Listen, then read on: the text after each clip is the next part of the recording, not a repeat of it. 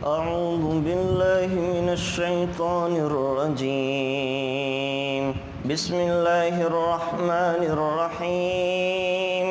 ومن يقنت منكن لله ورسوله وتعمل صالحا نؤتها أجرها مرتين وأعتدنا لها رزقا كريما. يا نساء النبي لستن كأحد من النساء إن اتقيتن فلا تخضعن بالقول فيطمع الذي في قلبه مرض وقلن قولا معروفا. وقرن في بيوتكن ولا تبرجن تبرج الجاهلية الأولى وأقمنا الصلاة وآتينا الزكاة وأطعنا الله ورسوله إنما يريد الله ليذهب عنكم الرجس أهل البيت ويطهركم تطهيرا. واذكرن ما يتلى في بيوتكن من آيات الله والحكمة إن الله كان لطيفا خبيرا. إن المسلمين والمسلمات والمؤمنين والمؤمنات والقانتين والقانتات والصادقين والصادقات والصابرين والصابرات والخاشعين والخاشعات والمتصدقين والمتصدقات والصائمين والصائمات والذاكرين الله كثيرا والذاكرات أعد الله لهم مغفرة وأجرا عظيما.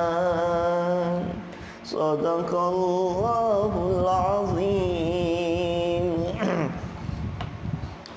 انشاءاللہ آج ہم 22واں پارہ اس کے جو اہم مضامین ہیں انہیں انشاءاللہ ہم پڑھیں گے.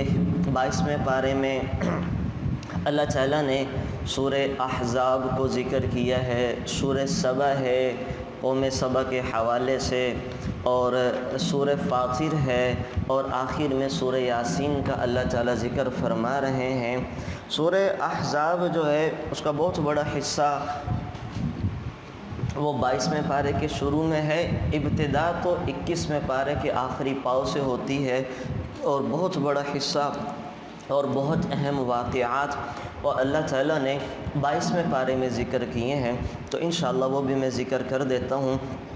اور جو غزوہ خندق کا واقعہ ہے اس میں چونکہ بہت سارے چیزیں، بہت سارے اہم واقعات ہیں، وہ غزوہ خندق کے حوالے سے جو بنیادی چیزیں ہیں وہ بھی میں ذکر کر دیتا ہوں. اور آج فتح مکہ بھی ہے، 20 رمضان المبارک مکہ کے فتح ہونے کا دن ہے، اور 20 رمضان یہ ایک ٹرننگ پوائنٹ تھا. اس سے اسلامی سیاست، اسلامی نظام، اسلامی ریاست اور اسلام بالکل ہی بدل گیا اور نکھر کے 14ویں کے چاند کی طرح اور چمکتے سورج کی طرح لوگوں کے سامنے آیا. تو اسے ذکر کرنا بھی بڑا ضروری ہے کہ فتح مکہ کے موقع کے اوپر 20 رمضان کو کیا کیا ہوا، اور سرکار دو عالم صلی اللہ علیہ وسلم کا دین متین اللہ تعالیٰ نے کیسے پورے عالم کے اندر پھیلایا. یہ چیزیں انشاءاللہ آج ہم ذکر کریں گے. اب شروع کرتے ہیں غزوہ خندق سے اور غزوہ احزاب. سورہ احزاب کو سورہ احزاب کیوں کہا جاتا ہے؟ احزاب یہ جمع ہے حزب کی، اور حزب کہا جاتا ہے پارٹیوں کو، جماعتوں کو. کہ اس غزوہ میں کفار کی مختلف جماعتیں، مختلف پارٹیاں متحد ہو کر وہ مدینہ منورہ پر مسلمانوں کو ختم کرنے کے لیے جمع ہوئی تھی۔ اسی وجہ سے اس کا نام غزوہ احزاب، سورۃ الاحزاب رکھ دیا گیا۔ احزاب کہ بہت ساری جماعتیں، بہت ساری پارٹیاں وہ جمع ہو کر مسلمانوں کو ختم کرنے کے لیے وہ اکٹھی ہو گئی ہیں۔ اس اکٹھے ہونے کو اور بہت سارے گروپوں کو عربی زبان میں احزاب کہا جاتا ہے۔ اس وجہ سے اس سورت کا نام بھی اللہ تعالیٰ نے سورۃ الاحزاب رکھا۔ اس کو خندق بھی کہا جاتا ہے، واقعہ خندق کے حوالے سے کہ اس سورت میں اللہ تعالیٰ نے مسلمانوں نے جو خندق کھودی تھی اور کافروں کے حملوں سے بچنے کے لیے حضرت سلمان فارسی کے مشورے پہ جو خندق کھودی تھی، اس مناسبت سے اس کو خندق بھی کہا جاتا ہے۔ اس کی ابتدا کیسے ہوئی؟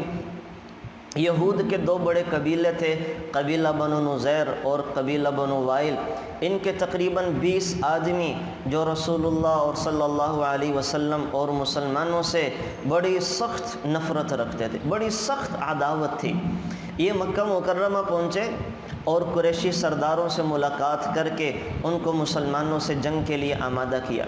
قریشی سردار سمجھتے تھے کہ جس طرح مسلمان ہماری بت پرستی کو کفر کہتے ہیں اور ہماری مذہب کو برا سمجھتے ہیں، یہودیوں کا بھی یہی خیال ہے کہ یہ بت پرست قسم کے لوگ ہیں، تو ان سے اتفاق کیسے کیا جا سکتا ہے؟ یہود آ کر ہمیں کہہ رہے ہیں کہ مسلمانوں کے خلاف لڑتے ہیں، حالانکہ یہود تو خود وہ اہل کتاب ہیں، مسلمان بھی اہل کتاب ہیں، تو کہیں یہود ہمیں دھوکہ نہ دیں۔ اس وجہ سے پہلے تو انہوں نے ان کی بات نہیں مانی۔ تو پھر عیسائیوں نے ان سے یہ سوال کیا، مشرکین نے، اچھا تم یہ بتاؤ کہ محمد صلی اللہ علیہ وسلم کا دین اچھا ہے یا ہمارا دین اچھا ہے؟ اس لیے کہ آپ کو پتہ ہے کہ آپ تو اہل کتاب ہیں، یہ بتائیں کہ کون بہتر ہے، ہمارا دین یا محمد کا دین؟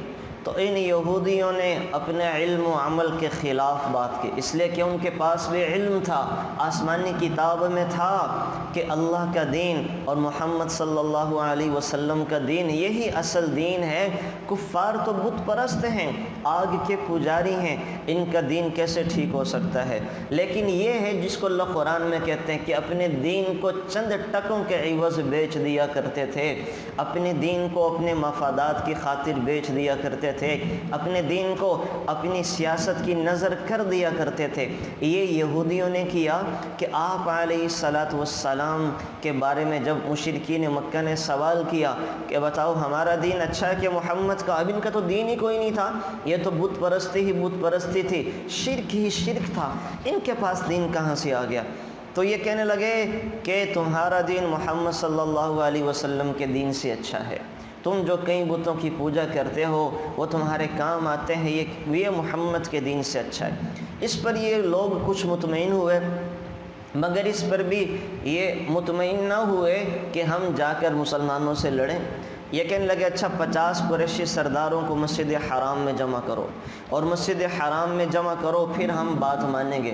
چنانچہ 50 قریشی سردار مسجد حرام میں جا کر بیت اللہ کی دیواروں سے سینے لگا کر اللہ کے سامنے یہ وعدہ کریں کہ ہم میں سے جب تک ایک آدمی بھی زندہ رہے گا ہم محمد صلی اللہ علیہ وسلم کے خلاف جنگ کرتے رہیں گے۔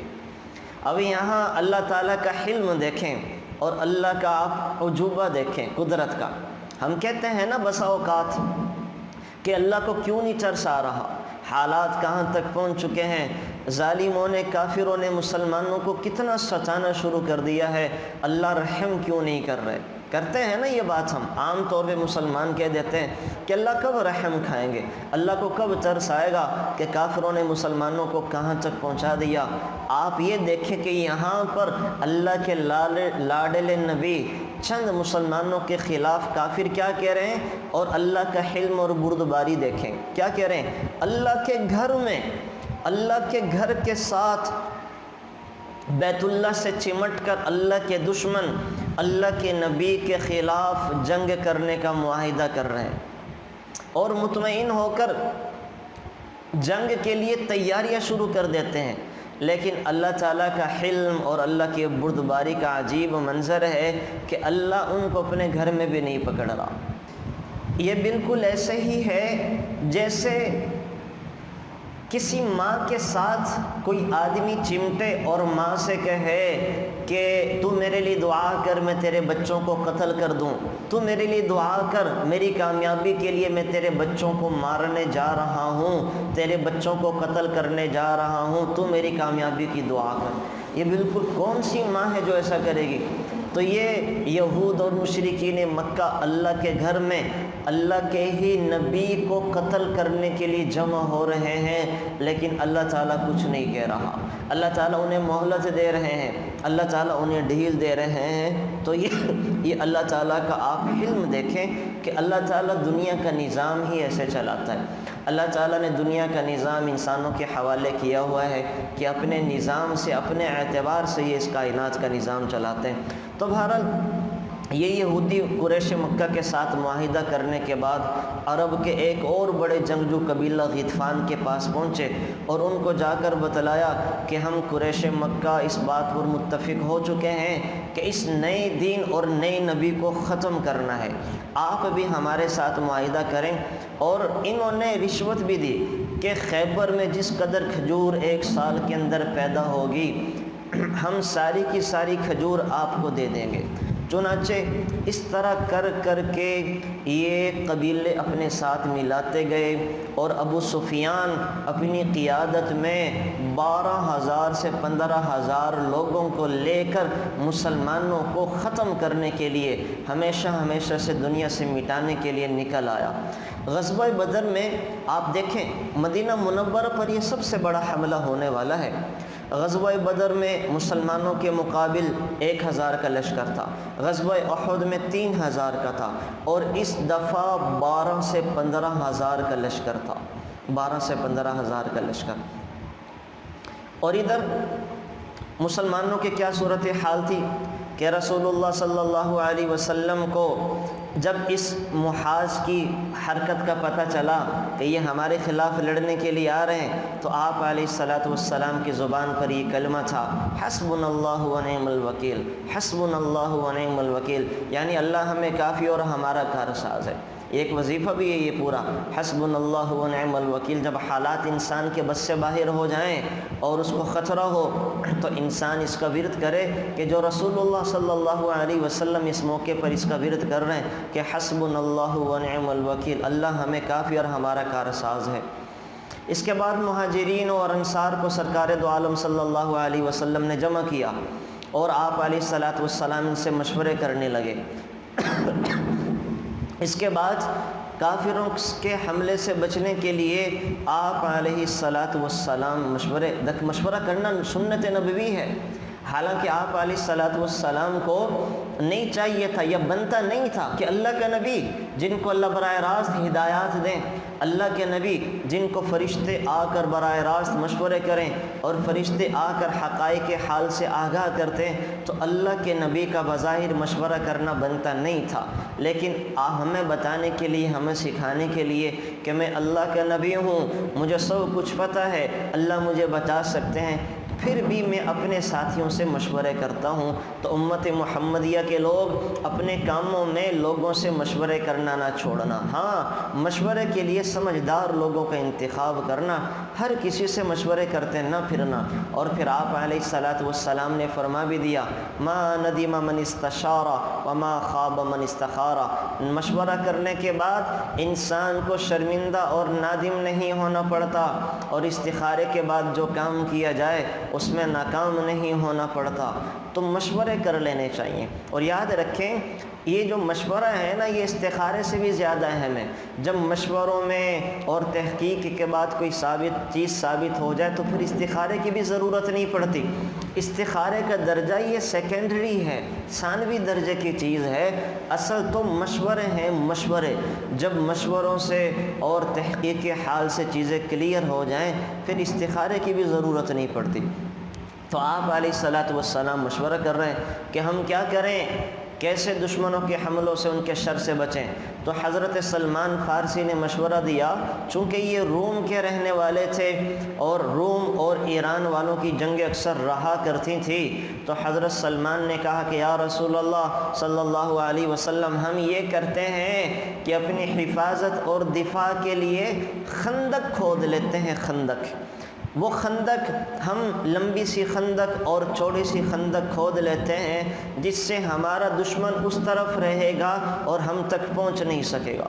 چنانچہ آپ علیہ الصلاۃ والسلام کو حضرت سلمان فارسی کا یہ مشورہ بڑا پسند آیا، اور سرکار دو عالم صلی اللہ علیہ وسلم نے پہاڑ کے اندر 3.5 میل لمبی خندق کھودی ہے، 3.5 میل لمبی، اور جس کی گہرائی 5 گز تھی۔ 5 گز کتنی، اور چوڑائی بھی اس کی اچھی خاصی۔ اب آپ اندازہ لگائیں کہ پہاڑ میں پتھر پر وہ 3.5 میل کی خندق کھودنا کتنا مشکل کام ہے، کتنا مشکل کام ہے۔ روزانہ 5 گز لمبی اور 5 گز گہری خندق صحابہ کھودتے تھے، اور صرف مسلمان کتنے تھے کھودنے والے؟ 3,000 مسلمان ہیں جو روزانہ وہ 5 گز گہری اور 5 گز لمبی خندق کھودا کرتے تھے، اور اس کے اندر وہ رسول اللہ صلی اللہ علیہ وسلم کے جوان صحابہ کے ساتھ ساتھ بچے بھی شامل تھے، اور بچوں نے بھی اجازت لے کر مسلمانوں کے ساتھ اس کے اندر وہ کوشش کی۔ آپ علیہ الصلاۃ والسلام نے 10 صحابہ کی ٹولیاں بنا دی کہ ہر 40 گز خندق کھودنے کا ذمہ 10 صحابہ کے ہیں۔ حضرت سلمان فارسی چونکہ مشورے کو دینے والے تھے اور حضرت سلمان فارسی ان میں آگے تھے، تو صحابہ میں ایک جوش پیدا ہو گیا اور سب مل کر خندق کھودنے لگے، اور ہر صحابی چاہتا تھا، انصار چاہتے تھے کہ سلمان فارسی ہمارے ساتھ مل جائیں چونکہ یہ تجربے کار ہیں، مہاجرین کہتے تھے کہ سلمان فارسی ہمارے ساتھ مل جائیں چونکہ یہ تجربے کار ہیں۔ تو رسول اللہ صلی اللہ علیہ وسلم نے فیصلہ دیا، آپ نے فرمایا سلمان منا اہل البیت، یعنی سلمان ہمارے اہل بیت میں سے ہے، سلمان ہمارے اہل بیت میں سے ہے، نہ انصار کی طرف ہوگا نہ مہاجرین کی طرف ہوگا، یہ ہمارے ساتھ مل کے کام کریں گے۔ اس موقع پہ حضور نے حضرت سلمان کے بارے میں فرمایا تھا کہ سلمان منا اہل البیت، کہ سلمان ہمارے اہل بیت میں سے ہے۔ تو بہرحال موقع بموقع آپ علیہ الصلاۃ والسلام یہ باتیں صحابہ کی تعریف اور شان کے بارے میں فرما دیا کرتے تھے۔ اس سے ان کی صرف ایک لڑائی جھگڑا ختم کرنا مقصود تھا، یہ مقصد نہیں تھا کہ سلمان ہمارے گھر کے لوگ بن گئے، اور یہی وجہ ہے ان چیزوں کو لے کے معاذ اللہ اہل تشیع وہ یہ باتیں اچھالتے ہیں کہ سارے صحابہ اللہ کی پناہ رسول اللہ صلی اللہ علیہ وسلم کے بعد مرتد ہو گئے، دین سے پھر گئے، سوائے سلمان فارسی ابو ذر غفاری کے اور حضرت فاطمہ حسن حسین کے۔ یہ 5 لوگ رہے جو آپ علیہ الصلاۃ والسلام کے بعد دین پر باقی رہے، باقی سارے صحابہ اللہ کی پناہ دین سے پھر گئے اور کفر اختیار کر لیا۔ وہ ان حضرات کی انہی غلط باتوں کی وجہ سے اور سمجھ نہ آنے کی وجہ سے۔ یہاں پھر ایک عجیب معجزہ ہوا، جب خندق کھود رہے تھے تو خندق کھودنے کے درمیان بہت بڑی چٹان نکل آئی۔ حضرت سلمان کو بتایا گیا کہ بہت بڑی چٹان نکل آئی ہے، تو حضرت سلمان فارسی نے بھی کوشش کی کہ اس کو ہٹائیں، لیکن وہ چٹان ہٹنے کا نام نہیں لے رہی تھی۔ تو حضرت سلمان فارسی رضی اللہ تعالی عنہ اور صحابہ مل کر یہ رسول اللہ صلی اللہ علیہ وسلم کی خدمت میں حاضر ہوئے کہ یا رسول اللہ صلی اللہ علیہ وسلم، خندق کھودنے کے درمیان بہت بڑی چٹان نکل آئی ہے اور وہ ہم سے ہل نہیں رہی ہے، کیا کریں؟ تو قربان جائیں سرکار دو عالم صلی اللہ علیہ وسلم خندق کے اندر خود اتر گئے، اور آپ علیہ الصلاۃ والسلام نے کدال اپنے دستے مبارک میں لے کر چٹان پر ایک ضرب لگائی اور یہ آیت پڑھی وَتَمَّتْ كَلِمَةُ رَبِّكَ صِدْقًا وَعَدْلًا، یعنی پوری ہو گئی نعمت آپ کے رب کی سچائی کے ساتھ۔ اس ایک ہی ضرب سے چٹان کا 1/3 حصہ کٹ گیا اور اس کے ساتھ ایک روشنی پتھر کی چٹان سے برآمد ہوئی۔ اس کے بعد آپ علیہ الصلوۃ والسلام نے دوسری ضرب لگائی اور پھر آیت پڑھی تمت کلمۃ ربک صدقا وعدلا، کہ تمہارے رب کی بات سچی ہو کر رہی۔ پھر چٹان کا ایک حصہ ٹوٹ گیا اور اس پتھر سے بھی روشنی نکلی۔ پھر تیسری مرتبہ حضور نے وہ ضرب لگائے تو چٹان بالکل مٹی کی طرح، ریزوں کی طرح پاش پاش ہو گئی اور سرکار دو عالم صلی اللہ علیہ وسلم خندق سے باہر نکل آئے۔ اس وقت سلمان فارسی نے عرض کیا یا رسول اللہ صلی اللہ علیہ وسلم، یا رسول اللہ صلی اللہ علیہ وسلم، آپ نے جتنی مرتبہ پتھر پر ضرب لگائی ہے ہر مرتبہ پتھر سے ایک روشنی نکلتی دیکھی ہے۔ حضرت سلمان نے پوچھا یہ روشنی کیا تھی؟ تو آپ علیہ الصلوۃ والسلام نے فرمایا جب میں نے پہلی ضرب لگائی تو جو روشنی نکلی اس روشنی میں نے یمن اور کسرا کے شہروں کے محلات دیکھے اور جبریل امین نے مجھے بتلایا کہ آپ کی امت ان شہروں کو فتح کرے گی۔ جب میں نے دوسری ضرب لگائی تو مجھے رومیوں کے سرخ محلات دکھائے گئے، جبرائیل نے مجھے خوشخبری دی آپ کی امت ان شہروں کو بھی فتح کرے گی، اور یہ سن کر میں مطمئن ہو گیا۔ اس وقت جو منافقین تھے نا، منافقین یہ خندق کی کھدائی میں شامل تھے، وہ آپ علیہ الصلوۃ والسلام کی یہ باتیں سن کر حیرت میں پڑ گئے اور کہنے لگے لوگوں سے دیکھو یہ محمد صلی اللہ علیہ وسلم کیسی باتیں کر رہے ہیں، انہیں اتنی دور کی سجھائی دے رہی ہے کہ کیسر و کسرا کے محلات، رومیوں کے سرخ محلات دکھ رہے ہیں، یہ اپنے آپ کو ان منافقین سے، یہودیوں سے تو بچا نہیں سکتے، مشرکین مکہ سے تو بچا نہیں سکتے، بدن پر کپڑے نہیں ہیں، پاؤں میں جوتیاں نہیں ہیں، خواب دیکھتے ہیں کیسر و کسرا کے فتح کرنے کے لیے۔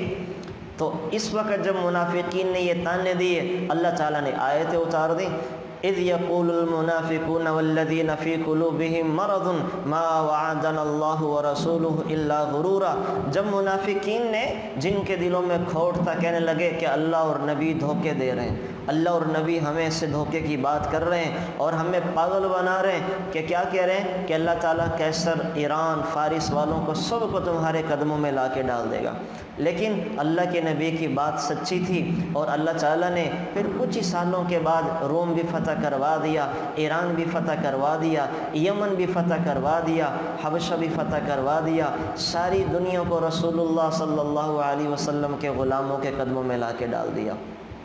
تو یہاں پہ ایک واقعہ یہ پیش آیا، یہ جو چٹان کے توڑنے کے وقت کا واقعہ ہے نا، تمت کلمۃ ربک صدقا وعدلا لا مبدل لکلماتہ، اس آیت سے پتہ چلتا ہے کہ کسی مشکل کو حل کرنے کے لیے یہ آیت پڑھنا بھی بڑا مجرب نسخہ ہے، مشکل کو حل کرنے کے لیے۔ دیکھیں رسول اللہ صلی اللہ علیہ وسلم کے سامنے بظاہر ایک ناممکن کام تھا، ایک چٹان کو توڑنا جو اپنی جگہ سے ہل کوئی نہیں رہی ہے، توڑنا ایک مشکل کام تھا۔ تو رسول اللہ صلی اللہ علیہ وسلم اس چٹان کو توڑتے وقت کیا تلاوت فرما رہے ہیں؟ تمت کلمۃ ربک صدقا وعدلا، تمت کلمۃ ربک صدقا وعدلا لا مبدل لکلماتہ وہو السمیع العلیم۔ تو مشکل کو آسان کرنے کے لیے یہ بھی ایک محمدی وظیفہ ہے جو پڑھا جاتا ہے۔ چنانچہ 3.5 میل لمبی خندق 6 دن کے مکمل ہو گئی۔ ادھر خندق کی کھدائی کے دوران ایک اور واقعہ پیش آیا کہ حضرت جابر رضی اللہ تعالی عنہ نے جب آپ علیہ الصلوۃ والسلام کو دیکھا کہ آپ علیہ الصلوۃ والسلام پر بھوک کا اثر ہے اور صحابی سے میرے نبی کی بھوک نہیں دیکھی جا رہی تھی، تو دوڑے دوڑے اپنی بیوی کے پاس گئے اور جا کر کہنے لگے کہ تمہارے پاس کچھ کھانے کو ہے؟ آپ علیہ الصلوۃ والسلام پر بھوک کا اثر دیکھا نہیں جاتا۔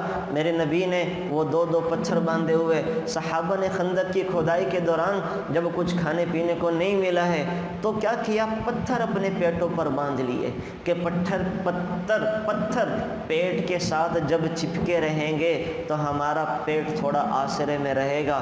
ایک صحابی نے پتھر اٹھا کے دکھایا تو میرے نبی کے پیٹ پر 2 پتھر بندھے ہوئے تھے۔ تو یہ بھوک صحابہ سے، حضرت جابر سے برداشت نہیں ہوئی کہ میرے نبی کی یہ حالت ہے۔ بیوی کو کہا کہ کچھ ہے؟ بیوی نے بتایا کہ ہمارے گھر میں تھوڑی سی جو ہے اس کو پیس کر میں آٹا بنا لیتی ہوں، یعنی ایک ساتھ تقریباً 3.5 کلو ہمارے گھر میں جو ہے جو کا آٹا پیس لیتی ہوں، اور ایک بکری کا بچہ ہے اس کو ذبح کر کے کھانا اور سالن بنا لیتے ہیں۔ اور تم ایسا کرو کہ آپ علیہ السلام کو بلا لاؤ، اور آپ علیہ السلام کو بلانے کے لیے جب جانا تو اعلان نہ کرنا کہ مجمع بہت زیادہ ہے، 3000 صحابہ ہیں، بلکہ آپ علیہ السلام کو اکیلے بلا کے بتا دینا کہ تھوڑا سا گوشت ہے اور 3.5 کلو جو کی روٹیاں ہیں، تاکہ حضور علیہ السلام کسی بڑے مجمع کو نہ لے آئیں۔ اگر زیادہ مجمع آ گیا اور ہمارے ہاں کھانے کو کم ہوا تو ہماری رسوائی اور ذلت ہو جائے گی۔ رسوائی، اور عرب تو بڑے مہمان نواز تھے، وہ تو رج رج کے سیر کر کے کھلایا کرتے تھے، تو اس وجہ سے کہا کہ جتنوں کو بلانے کی اور کھلانے کی طاقت ہے اتنوں کو بلانا، زیادہ کو نہ بلانا۔ اب حضرت جابر نے رسول اللہ صلی اللہ علیہ وسلم کو ساری صورتحال بتا دی کہ گھر میں ایک بکری کا بچہ ذبح کیا کھانا بن رہا ہے اور 3.5 کلو جو کا آٹا تھا، روٹیاں پک رہی ہیں، تو آپ اتنے ہی ساتھیوں کو لے آئے۔ مگر میرے نبی نے پورے لشکر میں اعلان کر دیا، چلو جابر کے گھر دعوت ہے، چلو جابر کے گھر دعوت ہے۔ اب حضرت جابر حیران تھے کہ یہ آپ علیہ السلام نے کیا کیا، یہ تو 5-7 لوگوں کا کھانا تھا اور میرے نبی نے 3000 میں اعلان کر دیا کہ چلو جابر کے گھر دعوت ہے۔ حضرت جابر حیران، گھر پہنچے، اہلیہ کو بتایا تو وہ بھی بڑی پریشان ہوئی کہ کیسے یہ کھانا سب کو پورا ہوگا۔ پھر اہلیہ نے پوچھا کہ آپ علیہ السلام کو بتایا تھا تم نے؟ کہنے لگے ہاں میں نے بتایا تھا۔ تو اہلیہ مطمئن ہو گئی کہ پھر ہمیں کوئی فکر نہیں ہے، رسول اللہ خود سنبھال لیں گے۔ جب حضور کو پتہ ہے اور حضور نے اعلان کیا ہے، حضور خود سنبھال لیں گے۔ اب وہ روٹیاں بن کر سالن ہنڈیا میں پک کر رسول اللہ کے سامنے آ گیا تو آپ علیہ السلام خود اپنے دست مبارک سے روٹیاں نکالتے رہے اور سالن دیتے رہے، اور پلیٹوں میں ڈال ڈال کے سالن صحابہ کے پاس جاتا رہا۔ 3000 کا مجمع وہ 3.5 کلو جو کی روٹیاں کھا کھا کے سیر ہو گیا۔ 3000 کا مجمع ایک بکری کے بچے کا گوشت کھا کھا کے سیر ہو گیا۔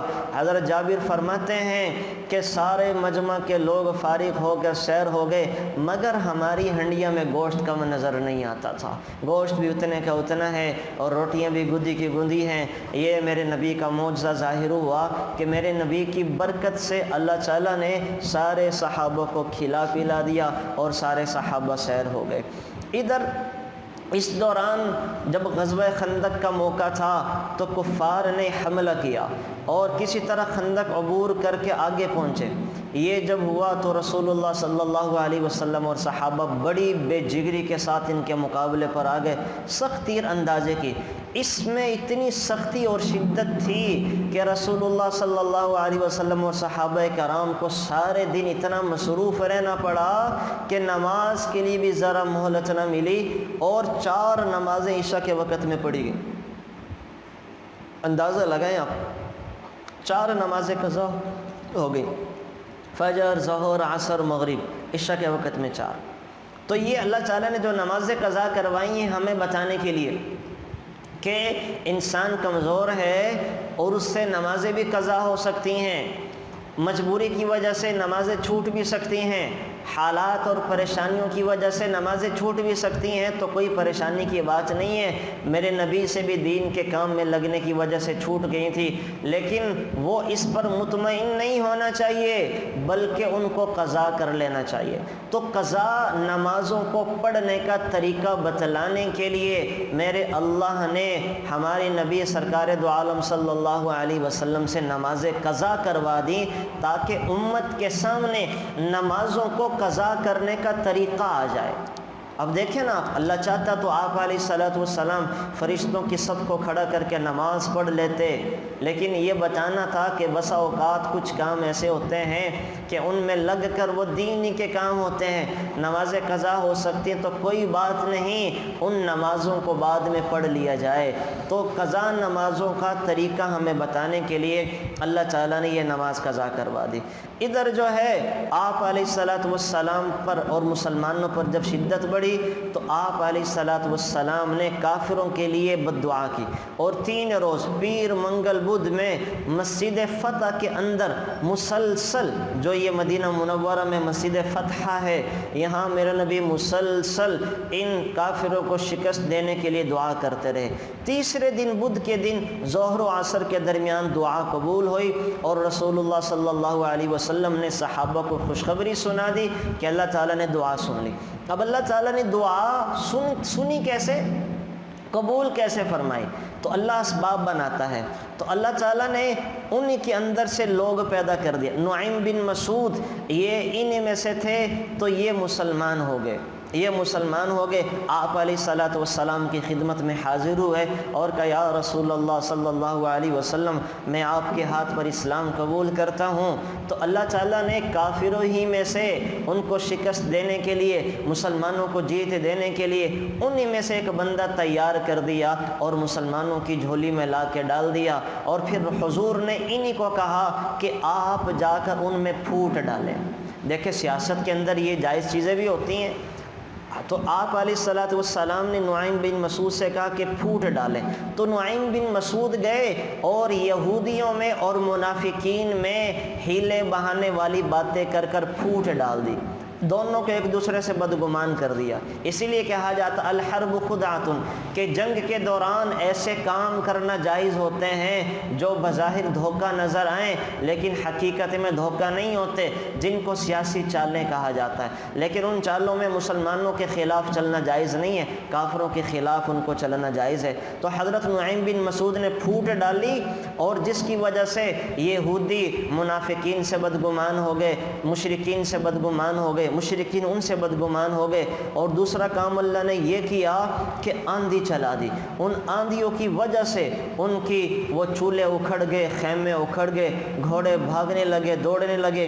ادھر آپ علیہ الصلوۃ والسلام نے جب پھوٹ ڈل گئی تو مجمع میں کہا کون ہے جو ان منافقین کی خبر لے کر آئے گا، کون ہے جو اس مجمع والوں کی خبر لے کر آئے گا۔ 3 دفعہ کہا تو سردی بڑی تھی، ٹھنڈ انتہا کی ٹھنڈ تھی، تو حضرت حذیفہ کھڑے ہو گئے، تو کہا میں جاتا ہوں اور میں خبریں لے کے آتا ہوں۔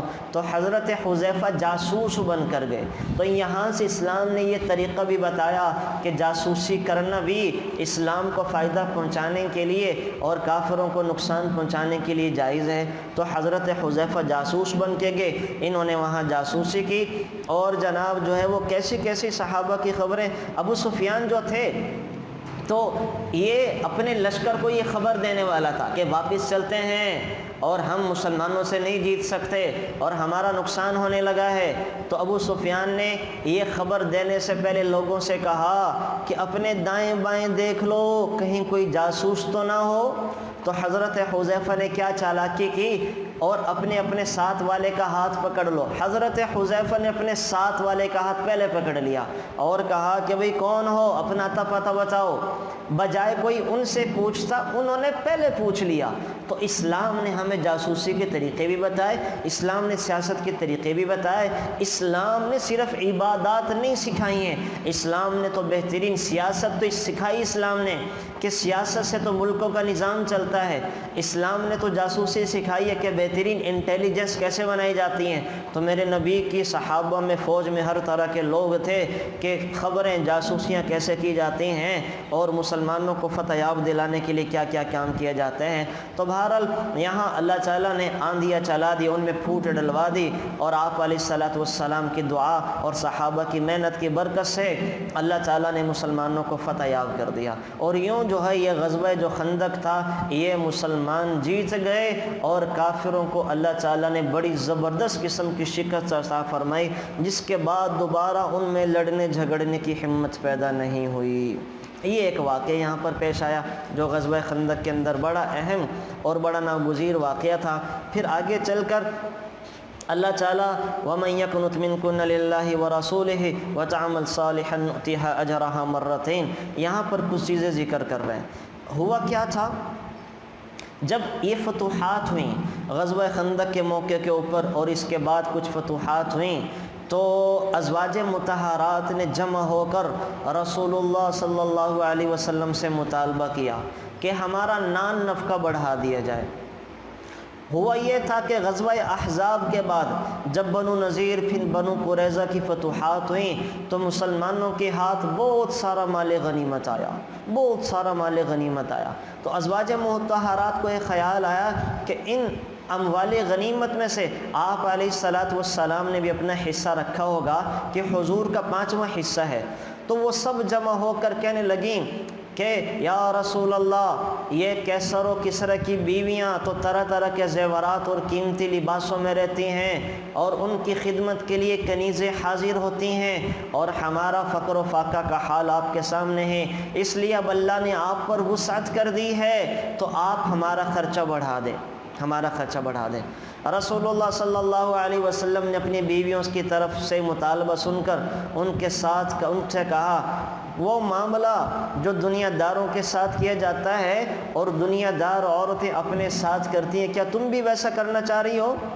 تو انہوں نے ازواج مطہرات نے وقتی طور پر میرے نبی کی قدر نہ پہچانی، ان کو نہیں پتہ تھا کہ اس سے آپ علیہ السلام کو تکلیف پہنچے گی اور آپ علیہ السلام پریشان ہوں گے۔ تو اللہ تعالیٰ نے یہاں پر پھر آیتیں اتار دیں۔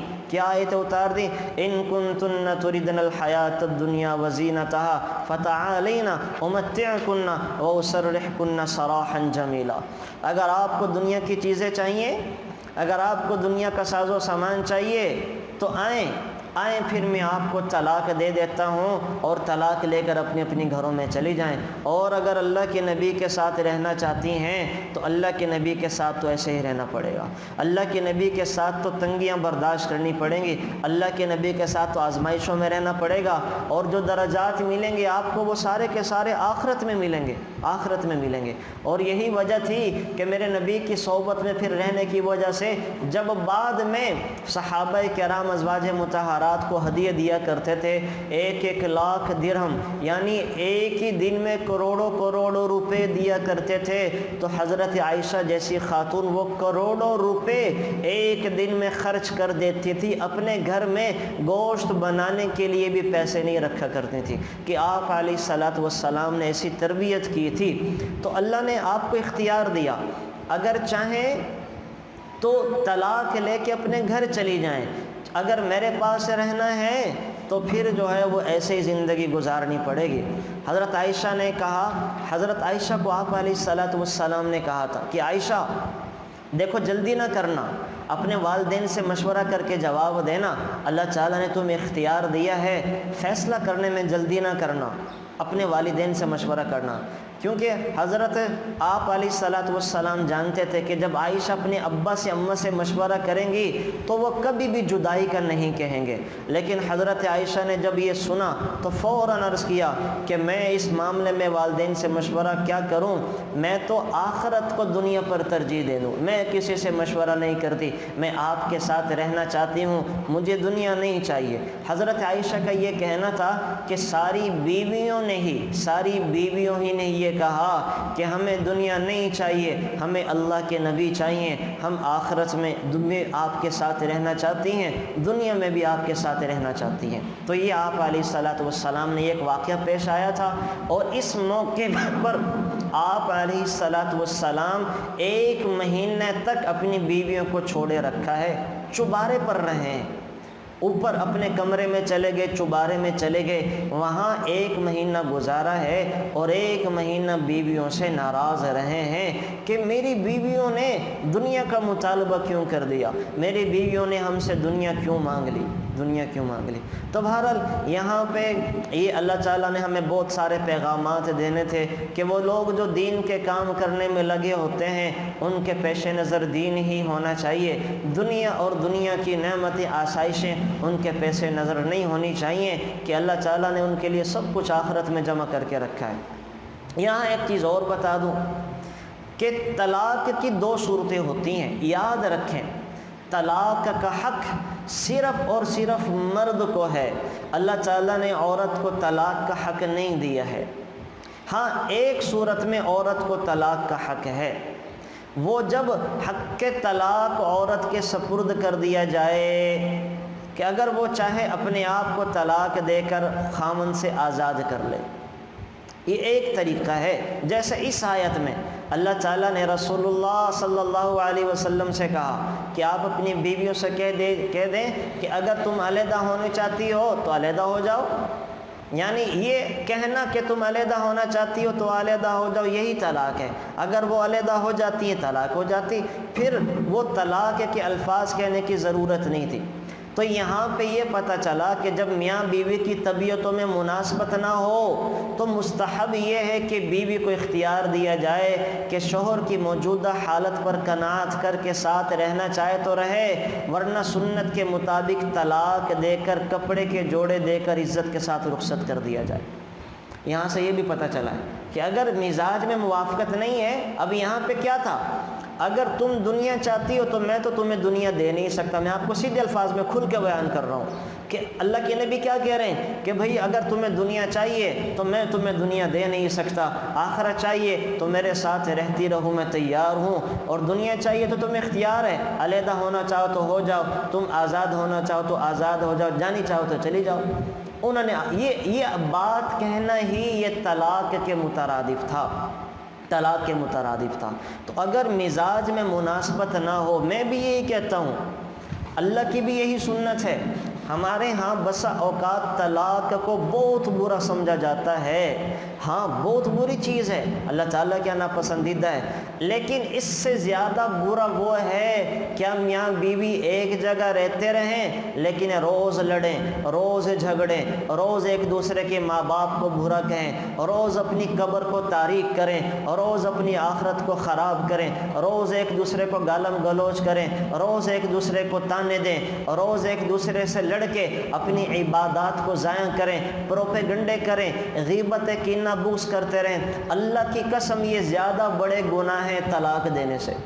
ہمارے کلچر میں چونکہ اللہ معاف فرمائے بڑے مسائل ہیں نا، چونکہ ہندوؤں کا کلچر ہے ہمارا، تو طلاق نہیں دیتے کہ آگے بچیوں کی شادی نہیں ہوگی۔ عربوں کے ہاں یہ مسائل نہیں تھے، وہاں اگر کسی عورت کو 4 دفعہ طلاقیں ہو گئیں، 3 خاوندوں سے وہ شادی کر کے آئی ہیں، تو پھر بھی ان کے لیے مرد حاضر ہوا کرتے تھے نکاح کرنے کے لیے۔ وہاں کا کلچر اور تھا، وہاں یہ مسائل نہیں تھے، لیکن ہمارے ہاں چونکہ آگے بچیوں کی شادیاں نہیں ہوتی، مطلقہ سے کوئی شادی نہیں کرتا، تو بڑے مسائل ہوتے ہیں۔ لیکن میں پھر عرض کر رہا ہوں، یہ طلاق نہ دینے سے بڑے مسائل اور زیادہ جرائم ہیں کہ لڑنا جھگڑنا اور جناب گالم گلوچ کرنا، دونوں خاندانوں کے اندر قطع تعلقی کا ہو جانا، پھر ایک دوسرے کے ماں باپ بہن بھائیوں کو برا بھلا کہنا، گالیاں دینا، اور جناب پروپیگنڈے کرنا، کینہ بغض رکھنا، اور اس سے پھر ہمارا سارا کلچر اسی سے بگڑتا ہے، ہمارا سارا معاشرہ خاندان اسی سے ٹوٹتا ہے، انہی پروپیگنڈوں میں سازشوں میں لگ کے کہ ہم زندگی گزار دیتے ہیں۔ یہ زیادہ خطرے کی چیزیں ہیں، یہ زیادہ خطرناک باتیں ہیں۔ تو اس کی وجہ سے شریعت نے یہ اختیار دیا کہ اگر مزاج میں مناسبت نہیں ہے علیحدہ ہو جاؤ، خامندوں سے علیحدہ ہو جاؤ۔ اور یہاں پر میں ایک اور چیز ذکر کرتا ہوں کہ دیکھیں آج کل کے مرد بھی بڑے چالاک ہو گئے ہیں کہ وہ کیا کرتے ہیں، نکاح کے موقع کے اوپر حق مہر میں وہ کئی دفعہ پیسے زیادہ لکھ دیتے ہیں، اور بعد میں کوئی لڑائی جھگڑا ہوتا ہے تو طلاق نہیں دیتے، عورتوں سے کہتے ہیں کہ خلا لے لو، کہ اگر ہم طلاق دیں گے تو ہمارے اوپر کئی ذمہ داریاں آ جائیں گی، خلا لے لو، خلا لے لو۔ حالانکہ یاد رکھیں جو عدالتی خلا ہوتا ہے، عدالتی خلا یہ اس کا اعتبار ہی کوئی نہیں ہے جب تک خاوند میں کوئی بہت بڑا عیب نہ ہو، یا تو خاوند ہی کیا نامرد ہو، یا خاوند ہی غائب ہو جائے، پتہ ہی نہ چلے 4 سال تک، نہ عطا نہ پتہ نہ خیر خبر کچھ بھی نہیں، یا خاوند جو ہے ظلم زیادتی کرتا ہو، نہ کھلاتا ہو نہ پلاتا ہو نہ گھر دیتا ہو۔ یہ 3-4 چیزیں ہیں جن کی وجہ سے خلا لیا جا سکتا ہے، ورنہ ان کے علاوہ اگر عدالت جو خلا دیتی ہے کہ 3 نوٹس بھیجے، مرد وہاں پر نہیں آیا، اور نہ آنے کے بعد عدالت نے نوٹس جاری کر دیا کہ جناب اب آپ کو طلاق ہو گئی ہے، یاد رکھیں عدالت کے اس کھلے کا کوئی اعتبار نہیں ہے، وہ خاتون اب بھی اپنے میاں کے نکاح میں ہے، آگے اس کا نکاح جائز نہیں ہے۔ اگر وہ نکاح کرتی ہے تو یہ نکاح پر نکاح ہے، یہ نکاح ہوتا ہی کوئی نہیں ہے، یہ منعقد نہیں ہوتا۔ اس کا بہترین حل اللہ تعالیٰ نے ہمیں اس آیت میں بتایا ہے کہ خدا نہ خواستہ اگر خاندان والوں کو یہ خطرہ ہو کہ یہ لڑکا بعد میں مسئلہ کرے گا یا اس کو موقع دینے میں مسئلہ ہے، تو نکاح نامے میں اختیار لکھوا لیا کریں کہ اگر بھئی تم نے یہ حرکتیں کی، یہ گڑبڑے کی، یہ مسئلے کیے، تو عورت کو طلاق دینے کا اختیار ہے۔ اگر پھر خدا نہ خواستہ مرد کچھ گڑبڑے کرتا ہے، مسئلے کرتا ہے، تو عورت کہہ دے کہ میں نے اپنے آپ کو تم سے آزاد کر لیا، تو طلاق ہو جائے گی۔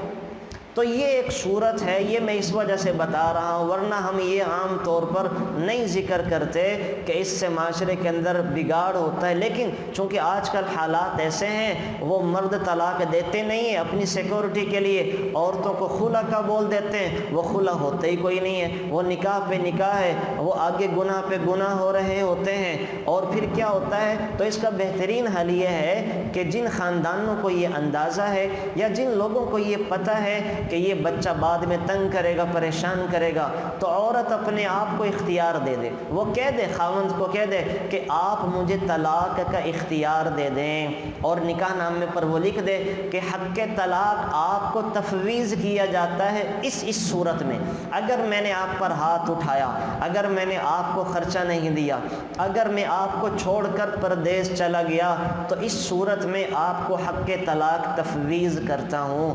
اب اگر خدا نہ خواستہ وہ پردیس چلا جائے آئینہ، تو عورت نے اگر کہا کہ میں نے اپنا حق طلاق استعمال کرتے ہوئے اپنے آپ کو آزاد کر لیا، تو طلاق ہو جائے گی، وہاں خاوند کو طلاق دینے کی ضرورت ہی نہیں۔ خدا نہ خواستہ خاوند عورت پہ، بیوی پہ ہاتھ اٹھاتا ہے، اور وہاں اس نے کہا تھا کہ اگر میں نے تم پر ہاتھ اٹھایا تو حق طلاق تو میں تفویض کرتا ہوں، تو عورت بعد میں اگر کہہ دے کہ چونکہ آپ نے ہاتھ اٹھایا، میں نے اپنا طلاق کا حق استعمال کرتے ہوئے حق طلاق کا تفویض میں نے اپنے آپ کو آزاد کر لیا، تو وہاں بھی اس کو طلاق ہو جائے گی۔ تو بہرحال یہ کچھ مسائل ہیں، ان کے بارے میں ہمیں وہ علماء سے رائے لے لینی چاہیے، تو وہ زیادہ مسائل سے بچنے کے لیے انسان جو ہے وہ ان چیزوں کو اختیار کر لے۔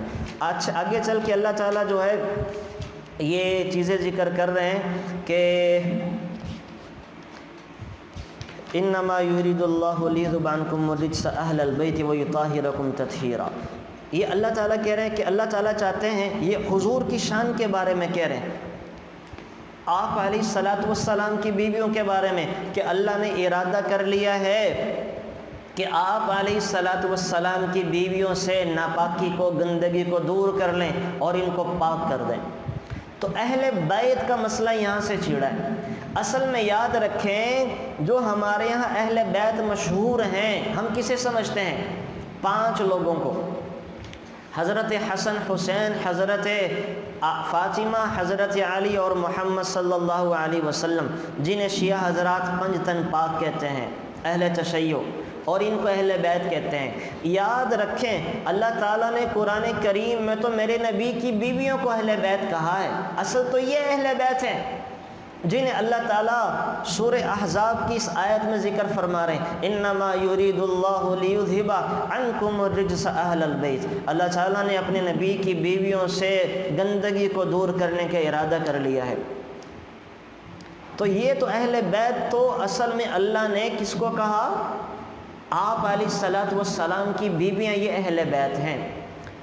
پھر ایک موقع پر سرکار دو عالم صلی اللہ علیہ وسلم گھر سے باہر تشریف لائے، آپ علیہ الصلوۃ والسلام نے کالے رنگ کی روبنی چادر اوڑھی ہوئی تھی، تو حضرت حسن آئے تو ان کو اس چادر میں لے لیا، حضرت حسین آئے ان کو بھی چادر میں لے لیا، اس کے بعد حضرت فاطمہ، حضرت علی آئے ان کو بھی چادر میں لے لیا۔ پھر حضور نے یہ آیت پڑھی، انما یرید اللہ لیذھب عنکم الرجس اہل البیت ویطہرکم تطہیرا، کہ اللہ تعالیٰ نے تو میری بیویوں کو اہل بیت میں شمار کیا ہے، اور حضور نے کہا اللہم ہؤلاء اہل بیتی، یا اللہ یہ میرے بچے بھی اور یہ میرا داماد بھی اور یہ میرے نواسے بھی اہل بیت میں داخل فرما۔ تو ان کو تو اللہ کے نبی نے اہل بیت میں داخل کیا ہے، تو اللہ تعالیٰ نے آپ علیہ الصلوۃ والسلام کی بیویوں کو اہل بیت بنایا ہے، اور پھر حضور نے اللہ سے دعا کر کے اپنی داماد اور اپنے 2 نواسوں کو اور اپنی بیٹی کو بھی اہل بیت میں شامل کر لیا۔ اب اہل تشیع نے کیا کیا؟ جن کو اللہ نے اہل بیت کہا تھا ان کو اہل بیت سے نکال دیا، اور جن کو آپ علیہ الصلوۃ والسلام نے اہل بیت کہا تھا ان کو اہل بیت میں داخل کر لیا۔ تو کیا یہ ظلم زیادتی نہیں ہے کہ اصل میں تو جو اہل بیت ہیں میری نبی کی بیویاں، ان کے اہل بیت سے نکال دیے جائے، اور جن کو اللہ کے نبی اہل بیت کرے صرف ان اہل بیت کہا جائے؟ تو اب جو ہیں آپ علیہ الصلوۃ والسلام کی بیویاں قرآن کریم کی روح سے اہل بیت ہیں، اور جو ہے وہ آپ علیہ الصلوۃ والسلام کا یہ پاکیزہ گھرانہ حسن، حسین، علی و فاطمہ یہ میرے نبی کے فرمان کی وجہ سے اہل بیت ہیں۔ تو اب آپ کو یہ پتہ چل جانا چاہیے کہ اصل میں اہل بیت تو نبی کی بیویاں ہیں اللہ کے فرمان کے مطابق، اور آپ علیہ الصلوۃ والسلام کا گھرانہ یہ میرے نبی کے فرمان سے اہل بیت کے اندر شامل ہوا۔ پھر آگے چل کر اللہ تعالیٰ نے 10 آیات 10 صفات بتائی ہیں، ان المسلمین والمسلمات والمؤمنین والمؤمنات، اسلام والے مرد، اسلام والی عورتیں، 10 خوبیاں بتائی ہیں کہ جس کے اندر یہ 10 کام ہوں گے اللہ تعالیٰ کو ان کے ساتھ جنت کا وعدہ ہے، اللہ تعالیٰ کا جنت کا مغفرت کا وعدہ ہے۔ وہ کیا ہوں 10 کام؟ اسلام لانا، ایمان لانا، قانتین قانتات اللہ تعالیٰ کی بندگی کرنا، سچ بولنے والے مرد، سچ بولنے والی عورتیں، صبر کرنے والے مرد، صبر کرنے والی عورتیں، اللہ کے سامنے عاجزی دکھانے والے مرد اور عاجزی دکھانے والی عورتیں، صدقہ کرنے والے مرد، صدقہ کرنے والی عورتیں، والصائمین والصائمات، روزے رکھنے والے مرد اور روزے رکھنے والی عورتیں، اپنی عزت و ناموس کی حفاظت کرنے والے مرد اور عورتیں، والذاکرین اللہ کثیرا والذاکرات، اللہ تعالیٰ کو کثرت سے یاد کرنے والے مرد اور عورتیں جو یہ 10 کام کریں گے، اعد اللہ لہم مغفرۃ و اجرا عظیما، اللہ تعالیٰ کا ان کے لیے معافی کا اعلان ہے اور بہت بڑے اجر کا اعلان ہے۔ تو جن کے اندر یہ 10 خوبیاں ہوں گی اللہ تعالیٰ ان کے لیے جنت کا وعدہ کر رہے ہیں، مغفرت کا اعلان اور پروانہ جاری کر رہے ہیں۔ پھر آگے چل کر اللہ تعالیٰ نے مسئلہ ختم نبوت کو چھیڑ دیا کہ ما کان محمد ابا احد من رجالکم ولکن رسول اللہ وخاتم النبیین، کہ میرے نبی تو جو ہیں یہ اصل میں تو یہ نبی آخر الزمان ہیں، نبی آخر الزمان ہیں، یہ آپ علیہ الصلوۃ والسلام نبی آخر الزمان ہیں۔ تو سورۃ احزاب میں اللہ تعالیٰ نے ختم نبوت کی تصدیق بھی کر دی کہ آپ کے بعد کوئی بھی نبوت کا دعویٰ کرے گا کسی بھی حیثیت سے وہ جھوٹا ہوگا، دجال ہوگا، کذاب ہوگا۔ آپ علیہ الصلوۃ والسلام نے فرمایا سیأتی من بعد 30 کذاب دجالون، میرے بعد 30 جھوٹے نبی آئیں گے، سب نبوت کا دعویٰ کریں گے، سب جھوٹے ہوں گے بڑے بڑے، اور 3 تو میرے نبی کی زندگی میں ظاہر ہو گئے، مسیلمہ کذاب، اسود عنسی، اور ایک عورت بھی، عورت نے بھی نبی بننے کا دعویٰ کر دیا، سجا نامی جو عورت تھی اس نے بھی نبی بننے کا دعویٰ کر دیا۔ اور ایک بات اور ذہن میں رکھیں، دیکھیں آپ جب بھی کسی آدمی کے ساتھ زیادہ مجمع دیکھیں تو اس کے حق ہونے کا یقین نہ کریں۔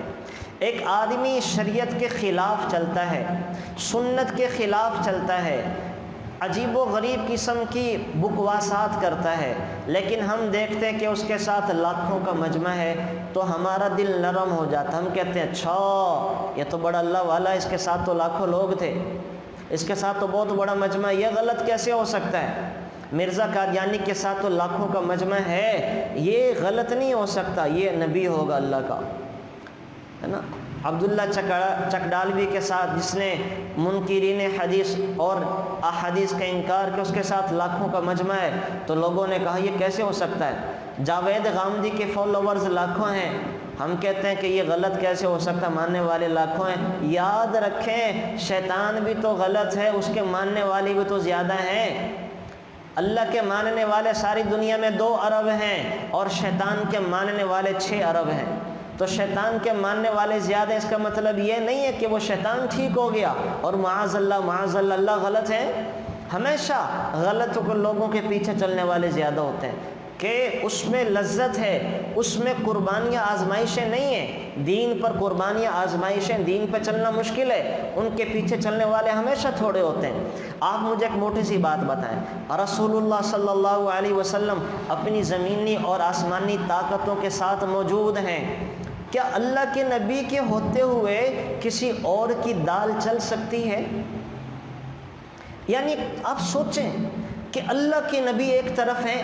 سپوز آپ مجھے یہ بتائیں، الیکشن ہو جائیں، ایک طرف اللہ کے نبی کھڑے ہیں اور ایک طرف کوئی اور کھڑا ہو جائے، تو کیا اللہ کے نبی کے مقابلے میں کسی اور کو ووٹ مل سکتا ہے؟ ممکن ہی نہیں ہے، ممکن ہی نہیں ہے. یہ بالکل ایسا ہی ہے کہ یہاں پہ ایک لوکل کپڑا بھی کراؤ اور ایک برانڈ کا کپڑا بھی کراؤ، دونوں کی قیمت وہ 1,000 روپے ہو، تو سارے برانڈڈ کپڑا لیں گے، لوکل کپڑے پہ تو کوئی بھی نہیں جائے گا. تو اللہ کے نبی اپنی ساری زمینی آسمانی طاقتوں کے ساتھ موجود ہیں، لیکن آپ کے پڑوس میں ایک آدمی، ایک عورت اور ایک اور مرد کھڑا ہو کے نبوت کا اعلان کرتے ہیں، ان کے ساتھ بھی لاکھوں کا مجمع مل جاتا ہے، لاکھوں لوگ ان پر بھی ایمان لے آتے ہیں. حالانکہ عقلی طور پہ بنتا نہیں ہے کہ اللہ کے نبی کے مقابلے میں کوئی اور نبوت کا اعلان کرے اور اس کی دکانداری چل جائے، اس پر کوئی ایمان لے کر آئے. مسیلمہ کذاب اللہ کے نبی کے مقابلے میں 60,000 کی فوج لے کر آیا تھا، سب سے بڑی فوج. اتنی بڑی تو سارا کفر بھی لے کر نہیں آیا تھا، اتنی بڑی فوج ایک جھوٹا نبی لے کر آ گیا، جھوٹا نبی لے کر آ گیا. تو یہ کہنا کہ اس کے ساتھ تو اتنا مجمع ہے، اس کے اتنے فالوورز ہیں، یہ ٹھیک ہے، تو یہ دعویٰ ہی غلط ہے. کہ اگر ٹھیک ہے تو پھر تو یہ بھی کہنا پڑے گا معاذ اللہ کہ اللہ کے نبی کے مقابلے میں مسیلمہ کذاب ٹھیک تھا، اسود عنسی ٹھیک تھا. تو یاد رکھیں ہمیشہ غلط کاروں کے پیروکار زیادہ ہوتے ہیں، پروپاگنڈا کرنے والوں کے فالوورز زیادہ ہوتے ہیں. تو اس بات سے دھوکے میں نہ آئیں کہ فلانے کے پیچھے زیادہ لوگ لگ گئے تو وہ ٹھیک ہے. نہیں، ٹھیک نہیں ہے، ٹھیک نہیں ہے. یہ ہر زمانے میں شیطان کے پجاری، شیطان کے فالوورز اور اس کے پرسان حال یہ زیادہ ہوتے ہیں. تو یہ بات بالکل ہمارے معاشرے کے اندر غلط چل پڑی. اس باتوں سے نکلیں. اور ہمارے موجودہ زمانے میں جو شیاطین ہیں، جیسے عامر لیاقت جیسے، یہ بھی دین سکھا رہے ہیں، جاوید غامدی جیسے، یہ بھی دین سکھا رہے ہیں، یہ بھی دین بتانے میں لگے ہوئے ہیں. تو ان کے پیچھے چلنے سے بچیں. ان کے پیچھے چل کر سوائے گمراہی کے کچھ بھی نہیں ملے گا، کچھ بھی نہیں ملے گا، کچھ بھی نہیں ملے گا. تو بہرحال یہاں پہ اللہ تعالیٰ نے ہمیں یہ ایک بہت بڑا مسئلہ حل کر دیا کہ میرے نبی تو خاتم النبیین ہیں، اور آپ کے بعد جو بھی دعویٰ کرے گا وہ جھوٹا ہے، مکار ہے، دجال ہے. یہاں پر یہ آ گیا. پھر اسی طرح سے آگے چل کر یہ بڑی عجیب آیت اللہ کا ذکر کر رہے ہیں سورہ احزاب کے اندر جو آخری ہے نا، یا ایھا الذین آمنوا اتقوا اللہ وقولوا قولا سدیدا، اے ایمان والو اللہ سے ڈرو اور کھری اور سیدھی بات کہو. سیدھی بات کو، یہ نہیں کہا کھری بات کہو، سچی بات کہو. آپ حیران ہوں گے، نکاح کے موقع پر 4 آیات پڑھی جاتی ہیں، 4 آیات، اور چاروں آیتوں میں تقوی کا ذکر ہے. تقوی کا ذکر اللہ تعالیٰ نے ذکر کیا ہے. چل اس سے پہلے میں ایک چیز اور، کیوں تقوی کا ذکر کیا ہے؟ اس کی وجہ کیا ہے؟ اس کی وجہ یہ ہے کہ جتنے رشتے اللہ تعالیٰ نے زمین پر بنائے ہیں، ان میں سے سب سے مقدس اور پاکیزہ رشتہ تو ماں اور باپ کا ہے، لیکن سب سے اہم بنیادی ضروری رشتہ وہ میاں اور بیوی کا بنایا ہے. اللہ تعالیٰ نے جو رشتے بنائے ہیں بہن بھائیوں کا، ماں باپ کا، یہ وہ رشتے ہیں جو توڑنے سے بھی نہیں ٹوٹتے، یہ ٹوٹتے ہی کوئی نہیں ہے. 20 سال 30 سال ماں باپ بچھڑ جائیں پھر بھی مل جاتے ہیں. تو اس رشتے کے بارے میں اللہ تعالیٰ نے زیادہ چیزیں ذکر نہیں کی، لیکن جو رشتہ انسان خود قائم کرتا ہے میاں اور بیوی کا، یہ بڑا کچا ہے، بڑا پائیدار ہے. اور کچا اتنا ایک بول سے ٹوٹ جاتا ہے، پائیدار اتنا کہ سب سے پہلا رشتہ اللہ نے یہ بنایا جنت میں. دنیا میں یہی رشتہ باقی رہتا ہے کہ بیٹیاں اپنے گھروں میں، بیٹے اپنے گھروں میں. یہ میاں بیوی بیچارے بوڑھا بوڑھی ہو کر زندگی گزارتے ہیں ایک دوسرے کے سہارے. جنت میں بھی یہی رشتہ باقی بچے گا. بیٹے اپنی جنتوں میں اپنی بیویوں کے ساتھ ہوں گے، بیٹیاں اپنی جنتوں میں اپنے خاوندوں کے ساتھ ہوں گی. بچے گے کون؟ وہی دنیا والے بوڑھا بوڑھی میاں بیوی، وہ دونوں باقی بچیں گے. تو یہ رشتہ اللہ تعالیٰ نے بڑا اہم، بنیادی، ضروری. تو یہ رشتہ چونکہ کچا اتنا ہے کہ اللہ معاف فرمائے ایک بول سے ہمیشہ ہمیشہ کے لیے ٹوٹ جاتا ہے، اور مضبوط اتنا ایک بول سے جڑ جاتا ہے. تو اس رشتے کی بقا کے لیے، اس رشتے کی حفاظت کے لیے رسول اللہ صلی اللہ علیہ وسلم نے بہت زیادہ چیزیں ذکر کی ہیں، اور اللہ تعالیٰ نے قرآن کریم میں جتنا میاں بیوی کے رشتے کے حوالے سے ذکر کیا، کسی حوالے سے ذکر نہیں کیا۔ اور پھر میرے نبی جب اس رشتے کو جوڑا کرتے تھے تو 4 آیتیں تلاوت فرمایا کرتے تھے، چاروں آیتوں میں تقوی کا ذکر ہے۔ کیا مطلب؟ یعنی اللہ کے نبی کہا کرتے تھے، اللہ کہہ رہے ہوتے تھے کہ دیکھو یہ میاں بیوی کی شکل میں 2 خاندان جڑنے جا رہے ہیں، یہ جو رشتہ ہے میاں بیوی کا یہ کیسے چلے گا؟ اللہ کو بیچ میں ڈالو گے، خوف خدا رکھو گے تو یہ چلے گا۔ انسان ماؤں کی خدمت اس وجہ سے بھی کرتا ہے کہ میری ماں ہے، میں اگر اس کی خدمت نہیں کروں گا تو کون کرے گا؟ اس نے مجھے پالا ہے، پال پوس کے بڑا کیا ہے، میں اگر اس کے احسان کا بدلہ نہیں چکاؤں گا تو کون چکائے گا؟ یہ میری بہنیں ہیں، یہ میرے گھر میں پیدا ہوئی ہیں، ہم نے ایک ہی ماں کا دودھ پیا ہے، میں اگر اس کے کام نہیں آؤں گا، اس کا خیال نہیں کروں گا تو کون کرے گا؟ یہ کلچر کے طور پہ بھی انسان کرتا ہے، احسان نبھانے کے لیے بھی کرتا ہے۔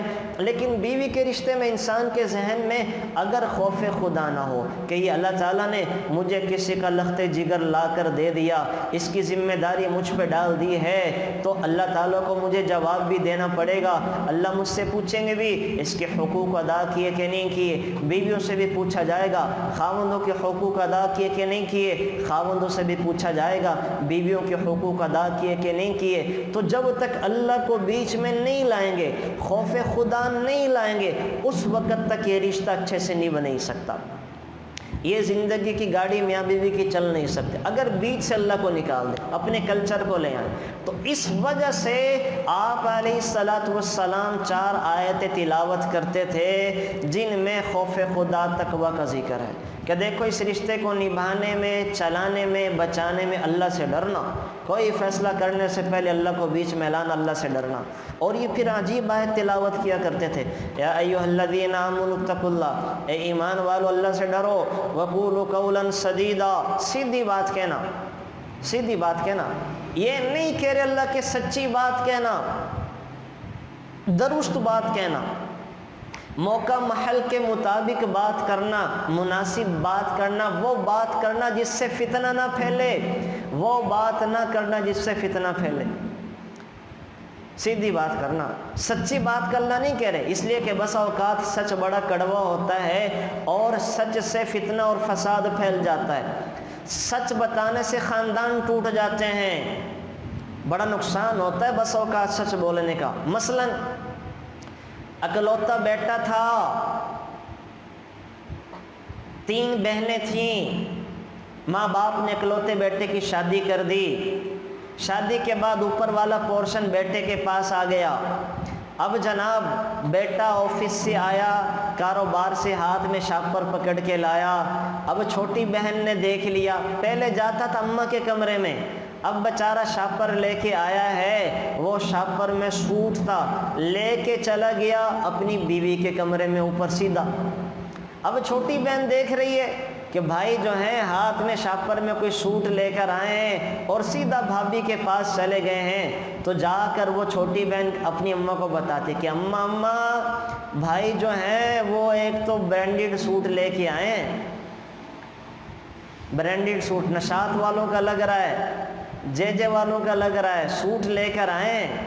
تو کہہ تو سچ رہی ہے، بول تو وہ ٹھیک رہی ہے کہ سوٹ تو بھائی لے کر آیا، لیکن کیا کر رہی ہے؟ ماں کو تکلیف دے رہی ہے۔ کیا کر رہی ہے؟ ماں کا سینہ چھلنی کر رہی ہے۔ کیا کر رہی ہے؟ یہ سچی بات بول کے ماں کو اذیت دے رہی ہے۔ اللہ کو یہ بول پسند نہیں ہے۔ یہاں کیا چاہیے تھا؟ چھوٹی بہن کو چھپا لیتی، ماں کو تکلیف دینے کی، پریشان کرنے کی کیا ضرورت تھی؟ کہ اللہ تعالیٰ نے بھائی کے دل میں ایک ہی دل رکھا ہے، بھائی جو ہے اگر اپنی بیوی کے لیے کوئی سامان لے آیا تو کیا حرج اور مذائقے کی بات ہے، یہ اس کا حق بنتا ہے، اس کا حق بنتا ہے۔ تو ہمارے یہاں ان چیزوں نے معاشرہ بگاڑ دیا۔ ہر گھر میں لڑائیاں کیوں ہوتی ہیں؟ ہر گھر میں فساد کیوں ہوتا ہے؟ کہ وہ بہنیں کیا کرتی ہیں؟ بھابھیوں کی طرف سے ماؤں کے کان بھرتی رہتی ہیں، کہ بھائی تو بھابھی کو لے کے آؤٹنگ پہ چلا گیا، آپ کو نہیں لے کے گیا۔ میرے پاس یہاں پہ کتنی عورتیں کہ اپنی بیگم کو لے کے جناب ہسپتالوں میں پھرتے رہتے، مجھے نہیں پوچھتا۔ حالانکہ کئی ایسے بدبخت بیٹھے ہوتے ہیں، لیکن اللہ کا شکر ہے اب اتنا برا وقت بھی نہیں آیا کیسے ہوں، لیکن مائیں یہ برداشت نہیں کرتی، مائیں برداشت نہیں کرتی۔ رات میرے پاس ایک فون آیا، بیچاری خاتون کا اللہ نے ان کے ہاں اولاد دی، اور اولاد دے کے اب ایموشنلی بلیک میل کر رہے ہیں۔ وہ عجیب وہمی قسم کے خاندان کے لوگ ہیں، میں جانتا بھی ہوں ان کو، کہ وہ جناب بچی کو پہلے گھر نہیں جانے دیتے تھے کہ نظر نہ لگ جائے، یہ نہ ہو جائے، وہ نہ ہو جائے۔ اولاد ہوئی تو اپنے بیٹے کے ماں نے کان بھرے کہ نہ جانے دینا، کہیں نقصان نہ ہو جائے۔ اب بیٹا پریشر میں آ کے وہ مجھے بیچاری لڑکی کہنے لگی کہ مجھے کہنے لگا اگر جانا ہے تو میری بیٹی کو چھوڑ جاؤ اور مجھ سے طلاق لے کے چلی جاؤ۔ لا حول ولا قوت الا باللہ۔ اب یہ کان کون بھر رہا ہے بیٹے کے؟ مائیں بھر رہی ہیں، یا ماؤں کے کان کون بھرتا ہے؟ وہ بیٹیاں بھر رہی ہوتی ہیں بھابھیوں کی طرف سے، بھائیوں کی طرف سے۔ تو گھر کا سکون کون برباد کرتا ہے؟ کہیں نہ کہیں گھر کے لوگ ہی کر رہے ہوتے ہیں کہ گھر کو آگ لگے گھر کے چراغ سے، گھر کے چراغ گھروں کو جلا دیتے ہیں۔ تو اللہ تعالیٰ کیا کہہ رہے ہیں؟ یہ آیت ذہن میں رکھیں، یا ایھا الذین آمنوا، اے ایمان والو اللہ سے ڈرو، اللہ سے ڈرو، خدا کا خوف کرو، وقولوا قولا سدیدا، حکمت کی باتیں کہا کرو، سچ نہ بولا کرو، عقل مندی سے کام کیا کرو، ایسی باتیں کیا کرو جس سے گھر جڑے، جس سے معاشرہ جڑے۔ ایسی سچ باتیں بھی نہ کیا کرو جس سے معاشرہ ٹوٹ جائے۔ میں نے آپ کو بتایا ہے نا ابھی جو میں نے مثال دی تھی کہ بیٹا جو ہے وہ سوٹ لے کے، کوئی سامان لے کے، کھانا لے کے اپنی بیگم کے کمرے میں چلا جاتا ہے، تو جو چھوٹی بہن امی کو بتاتی ہے، ابا کو بتاتی، دیکھو کھانا لے کے وہاں چلا گیا، تو بہن کا یہ سچ بولنا، اماں ابا کو بتانا، یہ اماں ابا کو تکلیف دینا ہے، یہ فتنہ فساد بپا کرنا ہے، یہ ان کے دل اور سینے کو جلانا ہے، چھلنی کرنا ہے۔ تو یہ بہن کوئی اچھا کام نہیں کر رہی، یہ سچ بول کے فتنہ فساد کا بیج ڈال رہی ہے۔ تو اس کے اندر خیال کریں ہماری مائیں بہنیں، ہماری خواتین، کہ ہم نے کس موقع پر کیا بات کرنی ہے۔ موقع محل کی بات جس نے کرنا سیکھ لی نا، اس نے آدھا دین سیکھ لیا کہ کس موقع پر کیا کہنا ہے، کیا نہیں کہنا۔ تو انہی باتوں سے ہمارا گھر ٹوٹتا ہے۔ تو یہ آیت سورہ احزاب میں اللہ کہہ رہے ہیں کہ سیدھی بات کرنا۔ اور انعام اللہ کیا دیں گے؟ جس نے یہ سیکھ لیا کہ کس موقع پر کیا بات کرنی ہے، کیا نہیں کرنی۔ عورتیں بھی یہ باتیں کرتی ہیں کہ جناب خاوند تھکا ہارا گھر آیا، پریشانی میں آیا، اپنی باتیں آرام کہانیاں سن، اپنی ضرورتیں بتانا شروع کر دی۔ بھئی آپ خیال کریں، تھکا ہارا پریشان ہے، اس موقع پر تو کوئی بات کرنا بم پھوڑنے کے برابر ہے۔ خود دعوت دینے والی بات اپنی میاں کو کہ مجھ پر غصہ ہو اور مجھے وہ پٹائی کریں۔ تو سمجھداری سے کام لینا چاہیے۔ حکمت جو ہے وہ اللہ تعالیٰ نے ہمیں سکھائی ہے۔ تو جس نے حکمت سیکھ لی، اللہ کیا کرے گا؟ اللہ وعدہ کر رہے ہیں یصلح لکم اعمالکم، اللہ کہہ رہے ہیں میں تمہارے سارے کام ٹھیک کر دوں گا۔ تمہیں ٹھیک کرنے کی ضرورت نہیں ہے، تم حکمت سیکھ لو، موقع محل پر بات کرنا سیکھ لو، میں رب تمہارے کام ٹھیک کر دوں گا، میں کر دوں گا، میں ذمہ داری لیتا ہوں۔ اور کیا کروں گا؟ وَيَغْفِرْ لَكُمْ ذُنُوبَكُمْ، حکمت کی باتوں کے کرنے میں جو تم سے چھوڑے بہت جھوٹ بولے گئے ہوں گے، جو تم نے گڑبڑے کی ہوں گی، گناہ کیے ہوں گے، وَيَغْفِرْ لَكُمْ ذُنُوبَكُمْ، میں تمہارے ان گناہوں کو بھی معاف کر دوں گا۔ کتنی بڑی بات اللہ کہہ رہے ہیں کہ اگر حکمت سے کام لیتے ہوئے، ڈپلومیسی سے کام لیتے ہوئے تم نے گھروں کو بسایا، گھروں کو چلایا، خاندانوں کو جوڑا، تو کیا کروں گا؟ میں تمہارے سارے کام ٹھیک کر دوں گا۔ اس لیے کہ جب خاندان جڑتے ہیں، گھر چلتے ہیں تو سکون آتا ہے، اور جب گھروں میں سکون آئے تو دال چٹنی پہ بھی گزارا ہو جاتا ہے، کاروبار میں بھی دل لگتا ہے، نوکری میں بھی لڑکے کا دل لگتا ہے۔ لیکن جب گھروں میں سکون نہ ہونا تو پھر کاروبار بھی نہیں چلتے، نوکریاں بھی صحیح سے نہیں ہوتی، مالکان اپنے ملازموں کو نکال دیتے ہیں، لڑکے سمجھتے ہیں ہم پر کسی نے جادو کروا دیا، جادو وادو نہیں ہوا، وہ گھر کی بے سکونی نے سارا کام تباہ و برباد کر دیا۔ تو اللہ کہہ رہے کہ گھروں میں سکون ہوگا، تم حکمت کے ساتھ چلو گے، میں تمہارے سارے کام ٹھیک کر دوں گا، سارے کام، دین کے دنیا کے سارے کام۔ وَيَغْفِرْ لَكُمْ ذُنُوبَكُمْ، اور میں تمہارے پھر جو چھوٹے موٹے تم سے اس حکمت عملی میں گناہ ہوئے ہوں گے ان کو بھی معاف کر دوں۔ اللہ اکبر! کتنے اللہ مہربان ہیں، ہماری زندگی دنیا اچھی بنانے کے لیے کتنی سہولتیں ہمیں دے رہے ہیں، کتنی سہولتیں دے رہے ہیں۔ تو میں آپ سے بھی گزارش کروں گا ان آیات کو ذہن میں رکھ کے اپنی زندگی کو گزاریں۔ پھر آگے چل کر اللہ تعالیٰ نے قوم سبا والوں کا ذکر کیا ہے کہ یہ قوم سبا کے جو لوگ تھے یہ بڑے اللہ تعالیٰ نے نعمتیں دی تھیں، ان کے باغات تھے، ان کے باغات میں ہر قسم کے پھول پھل تھے، نعمتیں تھیں۔ یہ خالی ٹوکرا سروں پر لے کر جاتے تھے تو اتنے پھل گنتے تھے کہ بغیر توڑے وہ سارا باغ اور ٹوکرا بھر جایا کرتا تھا، وہ توڑنے کی ضرورت ہی نہیں ہوتی تھی، بغیر توڑے پھلوں سے ٹوکرا بھر جاتا تھا۔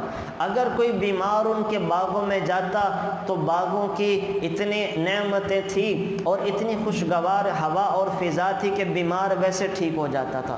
کسی کو جوئیں پڑی ہوئی، جوئیں وہاں جا کے مر جایا کرتی تھیں۔ اللہ تعالیٰ نے ان کے بڑے مزے کروائے، لیکن ان لوگوں نے کیا کیا؟ ان لوگوں نے اللہ کی ناشکری کی، اللہ کی نعمتوں کے اظہار، اللہ کی نعمتوں کو ضائع کرنا شروع کیا۔ تو اللہ تعالیٰ نے بدلے میں کیا کیا؟ وَبَدَّلْنَاهُمْ بِجَنَّتَيْهِمْ جَنَّتَيْنِ ذَوَاتِ أُكْلٍ، اللہ تعالیٰ نے ان کے باغات کو سیراب کرنے کے لیے جو انہوں نے ڈیم بنائے ہوئے تھے، ان ڈیموں میں اللہ تعالیٰ نے چوہوں کو بھیج دیا۔ چوہوں نے آہستہ آہستہ ڈیموں کو توڑنا کترنا شروع کیا، اور بڑے بڑے چوہوں نے وہ ڈیم کتر کے وہ اس میں سوراخ کر دیے، وہ سارے پانی نے ان کے سارے باغات کو تباہ و برباد کر کے رکھ دیا۔ یوں ناشکری کی سزا اللہ نے دنیا میں دے دی کہ اللہ تعالیٰ نے ان کو ختم ہی کر کے رکھ دیا۔ تو ہمیشہ دیکھیں دنیا میں ناشکری کی سزا ملتی ہے۔ جن لوگوں کو اللہ نے نعمتیں دی ہوں نا، کسی بھی قسم کی، آواز کی نعمت ہے اور لباس کی نعمت ہے، کھانے پینے کی نعمت ہے، سواری کی نعمت ہے، اچھی اولاد کی نعمت ہے، اچھے خاوند کی نعمت ہے، اچھی بیویوں کی نعمت ہے، اچھے ماں باپ کی نعمت ہے، اچھے مالکوں کی نعمت ہے، اچھے پڑوسیوں کی نعمت ہے۔ یاد رکھیں ان نعمتوں کی قدر کریں۔ قدر کا کیا مطلب؟ ہر نعمت کا حق ادا کریں۔ خوشی میں اللہ تعالیٰ کے قریب ہونے کی کوشش کریں، غمی میں اللہ تعالیٰ سے قرب حاصل کرنے کی نعمت کا شکر ادا کریں۔ نعمت کا شکر کریں گے تو اللہ نعمت بڑھاتا ہے، اور اگر نعمت کی ناقدری کی اللہ نعمتوں کو چھین لیتا ہے۔ یہ اللہ ہمیں بتا رہے ہیں کہ ایسے ایسے لوگ بھی تھے، صرف میرا شکر نہیں کیا، میں نے سب کو تباہ و برباد کر کے رکھ دیا۔ تو جب اللہ ان کو کر سکتے ہیں تو اللہ ہم سے بھی انتقام لے سکتا ہے۔ تو یاد رکھیں نعمتوں میں شکر گزاری کو اپنا معمول بنا لیں۔ پھر آگے چل کر سورہ فاطر میں اللہ تعالیٰ کہہ رہے ہیں وَلَا تَزِرُ وَازِرَةٌ وِزْرَ أُخْرَىٰ، قیامت کے دن کوئی کسی کا بوجھ نہیں اٹھائے گا، کوئی کسی کے گناہوں کا بوجھ نہیں اٹھائے گا، ہر کسی کو اپنے اپنے گناہ اٹھانے پڑیں گے۔ وَلَا يَحْمِلُنَّ أَثْقَالَهُمْ وَأَثْقَالًا مَعَ أَثْقَالِهِمْ، ہاں گمراہ قسم کے لوگ اپنے بوجھوں کے ساتھ اور بوجھ بھی اٹھائیں گے۔ وہ لوگ جنہوں نے غلطی روایتیں جاری کی، وہ لوگ جنہوں نے دنیا میں غلط ریتیں جاری کی، وہ لوگ جنہوں نے دنیا کے اندر غلط چیزوں کو رواج دیا، وہ اپنے گناہوں کا بوجھ بھی اٹھائیں گے اور اپنے پیچھے گناہوں پر چلانے والوں کا بوجھ بھی اٹھائیں گے۔ قابیل اس نے قتل کی ابتدا کی، اپنے گناہ کا بوجھ بھی اٹھائے گا، اور قیامت تک جتنے قتل ہوں گے سارے اس کے نامہ اعمال میں ڈال دیے جائیں گے۔ جو لوگ گانے گا کر لوگوں کو بے راہ روی کا شکار کرتے ہیں اور اپنے گناہ کا بوجھ بھی اٹھائیں گے، اور جتنے لوگ قیامت تک ان کے گانوں کو سنیں گے سب کے گناہوں کا بوجھ ان پہ لاد دیا جائے گا۔ وہ لوگ جو بے حیائی کے کلچر کو عام کرتے ہیں اور ایسے ایسے فیشن ڈیزائن کرتے ہیں جس سے بے حیائی پھیلے، جس سے معاشرہ تباہ ہو، تو اس کا گناہ بھی اٹھائیں گے، اور قیامت تک ان کے فیشن پر چل کر جتنے لوگ بے حیائی کا ارتکاب کریں گے سب کے گناہ ان پر ڈال دیے جائیں گے۔ یہ تو ہوگا، لیکن باقی کوئی کسی کے گناہ کا بوجھ اٹھانے کو تیار نہیں ہوگا۔ آپ علیہ الصلوۃ والسلام نے فرمایا کہ اس روز ایک باپ اپنے بیٹے سے کہے گا کہ تم جانتے ہو میں تمہارا کیسا شفیق مہربان باپ تھا۔ وہ اقرار کرے گا کہ بے شک آپ کے احسانات بے شمار ہیں اور میرے لیے آپ نے دنیا میں بڑی تکلیفیں اٹھائی ہیں۔ اب باپ کہے گا بیٹا آج میں یہ تمہارا محتاج ہوں، اپنی نیکیوں میں سے تھوڑی مجھے دے دو کہ میری نجات लालच हो जाए। बेटा कहेगा अब्बा जान आपने बहुत थोड़ी सी चीज़ तलब की है, मगर मैं क्या करूं, अगर मैं वो आपको दे दूं तो मेरा यही हाल हो जाएगा, इसलिए मैं मजबूर हूं, मैं आपको कोई नेकी नहीं दे सकता और आपका कोई गुनाह आज अपने कंधों पर नहीं डाल सकता। बाप बेटा ये कह के जवाब। फिर वो अपनी बीवी से कहेगा कि मैंने दुनिया में तुम पर सब कुछ कुर्बान कर दिया, मैं कोल्हू के बैल की तरह दिन रात तुम्हारी खिदमत के लिए सर्दी गर्मी नहीं देखता था, आज मुझे तुम्हारी थोड़ी सी नेकियों की ज़रूरत है, वो दे दो। बीवी कहेगी, वही जवाब देगी कि आज मैं मजबूर हूँ, आज मैं तुम्हारे किसी काम नहीं आ सकती, आज मैं तुम्हारा कोई साथ नहीं दे सकती, ना अपनी नेकी तुम्हें दे सकती हूँ, ना तुम्हारा कोई गुनाह अपने दिल पर अपने ज़िम्मे ले सकती हूँ। तो ये है मतलब कि कोई किसी को नेकी नहीं देगा और कोई हशर के मैदान में किसी का गुनाह नहीं लेगा। लेकिन दुनिया में क्यों ही बुराइयाँ वो वहाँ पर जो जिसका सबब बना लोगों के लिए परेशानियों का सबब बनेंगी। तो बहरहाल सूरह फातिर में अल्लाह ताला ने इन चीज़ों का जिक्र किया है। ये मैंने मोटी मोटी चीज़ें बता दी। आज फ़तेह मक्का है, फ़तेह मक्का के हवाले से मैं आपको एक चीज़ अहम चीज़ जिक्र कर दूँ, बड़ी अहम बात जो है और अहम चीज़ें हैं वो मैं आपको ज़िक्र कर दूं ताकि आपको पता तो चले कि ये अल्लाह ताला क्या अल्लाह का एक निज़ाम है। याद रखें कि अल्लाह ताला ने हर चीज़ में एतदाल रखा है। अल्लाह ताला ने किसी चीज़ के अंदर भी इंतहा को पसंद नहीं किया, एतदाल रखा है, हर चीज़ में एतदाल है। बुराई के अंदर भी वो तो अल्लाह ने मना कर दिया, नेकियों में भी एतदाल है, नेकियों में भी। एक सहाबी ने सारी रात नमाज़ें पढ़ना शुरू कर दी, सारे दिन रोज़े रखना शुरू कर दिए, एक कुरान दिन का एक रात का मुकम्मल करना शुरू कर दिया। अल्लाह के नबी ने पाबंदी लगा दी, कहा तुम 3 दिन से पहले मुकम्मल नहीं करोगे, एक दिन रोज़ा रखोगे, एक दिन छोड़ोगे, पाबंदी लगा दी। और रात को जागोगे नहीं, सारी रात आराम करोगे, घर वालों को भी हक दोगे, अपने जिस्म को भी हक दोगे, रात का एक हिस्सा जाग कर इबादत करोगे। अल्लाह ताला ने हद से ज़्यादा किसी नेकियों में भी पसंद नहीं किया। सरकार दो आलम सल्लल्लाहु अलैहि वसल्लम ने जब नेकियों में आगे बढ़ना चाहा, अल्लाह ने पाबंदियाँ लगा दी। मेरे नबी ने सारी रात जागना शुरू किया, अल्लाह ने आयतें उतार दी, या अय्युहल मुद्दसिर कुम फअंदिर व रब्बक फकब्बिर, या अय्युहल मुज़म्मिल कुम मिन लैला इल्ला कलीला निस्फा अव इनकुस मिनहु कलीला। सारी रात आपको जागने की इजाज़त नहीं है, आराम भी किया करें, आराम भी किया करें। मेरे नबी ने खर्च करना जब शुरू किया, सारा किया, अल्लाह ने आयत उतार दी, वला तबसुत यदका कुल्लल बस्ती फतकुद मलूमम महसूरा। इतना खर्च ना करें कि खाली हाथ हो जाएं, कुछ अपने लिए बचा के भी रखा करें, घर वालों के लिए भी कुछ छोड़ के रखा करें। पाबंदी लगा दी हद से ज़्यादा खर्च करने पर। मेरे नबी ने तबलीग करना शुरू की, लोगों को दावत देना शुरू की, इतनी दावत दी कि मेरे नबी के सीने से हंडिया के उबलने की तरह आवाज़ आने लगी। अल्लाह ने आयत उतार दी, फ़ला तज़हब नफ्सुका अलैहिम हसरात लअल्लका बाक़िउन नफ्सका अला अल्ला यकूनु मुमिनीन। आप अपने आप को इतना परेशान न करें, इतना तंग न करें कि आप जो है वो सीना आपका घुटने लगे, ये ईमान लेकर आते हैं नहीं आते, आप फिक्र न करें। इन्नमा अलैकल बलाग, आपके ज़िम्मे दावत को पहुँचाना है, इनके सीनों में ईमान लाना नहीं है, ये लाए ना लाए आप इतने परेशान ना हो।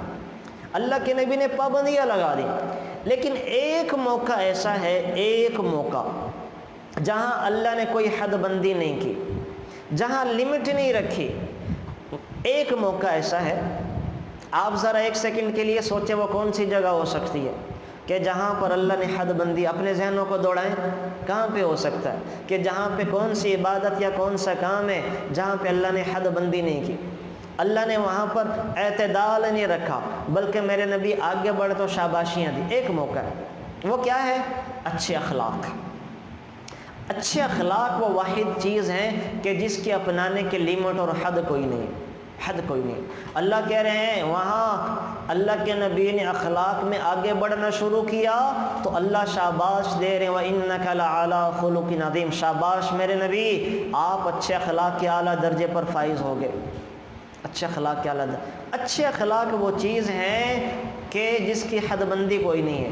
اس کی وجہ کیا ہے کہ اچھے اخلاق دنیا میں سب سے طاقتور ہتھیار ہیں۔ اچھے اخلاق وہ کرتے ہیں جو قرآن کریم نہیں کر سکتا، اچھے اخلاق وہ کرتے ہیں جو آسمان سے معجزے اترنا نہیں کر سکتے، اچھے اخلاق وہ کام کرتے ہیں ان میں وہ طاقت ہے جو آسمان کے فرشتوں میں نہیں ہے، اچھے اخلاق میں وہ طاقت ہے جو زمین کے اندر سینہ چیر کر آ کر درخت کے بات کرنے میں نہیں ہے، اچھے اخلاق میں وہ طاقت ہے جو چاند کے 2 ٹکڑوں کے کر دینے میں نہیں ہے، اچھے اخلاق میں وہ طاقت ہے جو بھیڑیوں کا عربی زبان کے اندر گفتگو کرنے میں نہیں ہے، اچھے اخلاق میں وہ طاقت ہے جو میرے نبی کے انگلیوں سے نکلتے معجزوں میں نہیں تھی۔ وہ طاقت ابھی آپ کو میں بتاتا ہوں کہ اس میں اتنی طاقت کیسے آئی۔ اس کی وجہ کیا ہے؟ اس کی وجہ یہ کہ اللہ کہہ رہے ہیں کہ مخلوق میرا کنبہ ہے اور مجھے اپنے کنبے سے بڑا پیار ہے، اور مجھے لوگوں میں سب سے زیادہ پیارا ہوا جو میرے کنبے کے ساتھ اچھا ہو۔ اسی لیے اللہ کے نبی نے فرمایا کہ کل قیامت کے دن سب سے زیادہ اعمال کے اندر وزنی چیز کیا ہوگی؟ تہجدیں، شب قدریں، لیلۃ القدریں، بیت اللہ کے سامنے کھڑا ہو کے رونا دھونا نہیں، کوئی عبادت نہیں وزنی ہوگی۔ سب سے زیادہ وزن انسان کے نامہ اعمال میں اللہ کے نبی نے فرمایا اچھے اخلاق کا ہوگا۔ اور اللہ کے نبی کہہ رہے جانتے ہو کل قیامت کے دن سب سے زیادہ میرے قریب کون ہوگا؟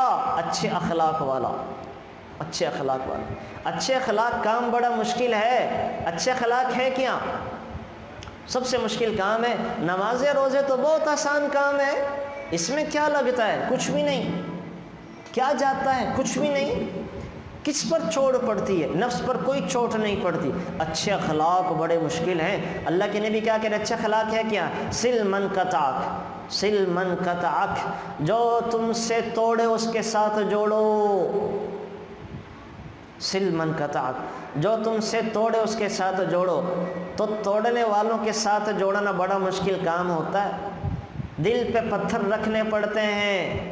جو خاندان میں ہم سے ہمارے بھائی بہنیں توڑ دینا، ان کو جوڑنا بڑا مشکل کام ہوتا ہے۔ نہیں دل کرتا، دل نہیں مانتا، طبیعت نہیں مانتی، لیکن ان سے جوڑنا ہی اچھے اخلاق ہے۔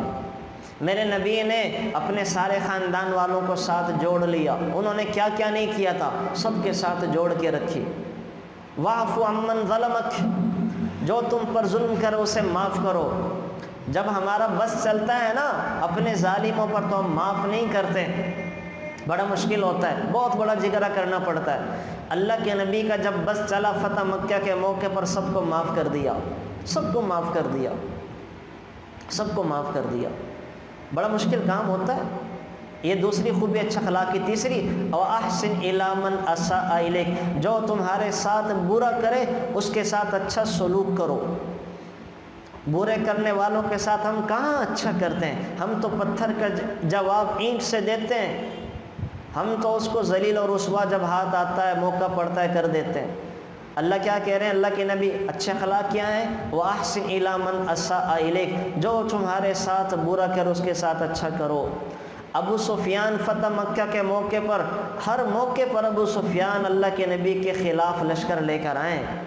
خندق کے موقع پر، احد کے موقع پر، ہر موقع پر اللہ کے نبی کو قتل کرنے کی کوشش کر رہی ہے، لیکن یہی نبی خدا جب ان کا ہاتھ پڑا فتح مکہ کے موقع پر تو لوگوں سے کیا کہہ رہے ہیں کہ جو ابو سفیان کے گھر میں چلا گیا وہ اس کو کوئی قتل نہیں کیا جائے گا، اس کو پناہ ہے۔ اللہ اکبر۔ کون ایسے کرتا ہے کہ اپنے ساتھ ظلم زیادتی کرنے والوں کو عزتوں سے نوازا جائے؟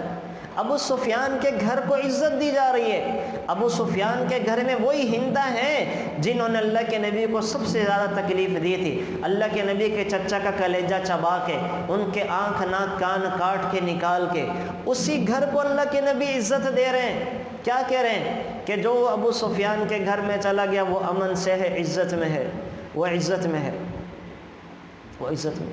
تو اچھے اخلاق بڑے مشکل کام ہیں، کہاں کرتے ہیں ہم کب کس کو عزت دیتے ہیں؟ جو ہماری بچیوں کو طلاقیں دے دیں، جو ہمیں رشتہ دینے سے انکار کر دے، جو ہماری میراث کھا جائے، جو کاروبار میں ہمارا نقصان کر دے، جو ہمارے بچوں کو برا بھلا کہیں، ہم کب ان کو عزت دیتے ہیں؟ ہم تو ہمیشہ ان کو ذلیل کرنے کی کوششیں کرتے ہیں، کب عزت دیتے ہیں؟ تو اس وجہ سے یہ کام بڑا مشکل ہے، ہر کوئی نہیں کر سکتا، تو اللہ نے اس کام کے نتائج بھی بہت بڑے رکھے ہیں، انعام بھی بہت بڑے رکھے ہیں جو کسی اور کام پہ نہیں رکھے، کسی اور کام پہ نہیں رکھے۔ اور اچھے اخلاق پھر کرتے کیا ہیں؟ میں نے عرض کیا کہ وہ کام کرتے ہیں کہ جو معجزے بھی نہیں کرتے۔ 8 ہجری میں مکہ فتح ہو رہا ہے، 8 ہجری میں۔ 5 منٹ آپ کے اور زیادہ لوں گا تاکہ بات سمجھ میں آ جائے۔ 13 سال اللہ کے نبی نے مکہ مکرمہ میں دعوت دی ہے، دن رات ایک کر کے، دن رات ایک کر کر دعوت دی ہے، دن رات ایک کر دی، قربانیاں، مشقتیں۔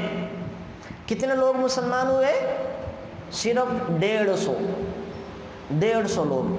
2 سال کے بعد بدر کا واقعہ پیش آیا، کتنے لوگ ہو گئے تھے؟ 313 مرد صحابہ مسلمان، باقی عورتیں۔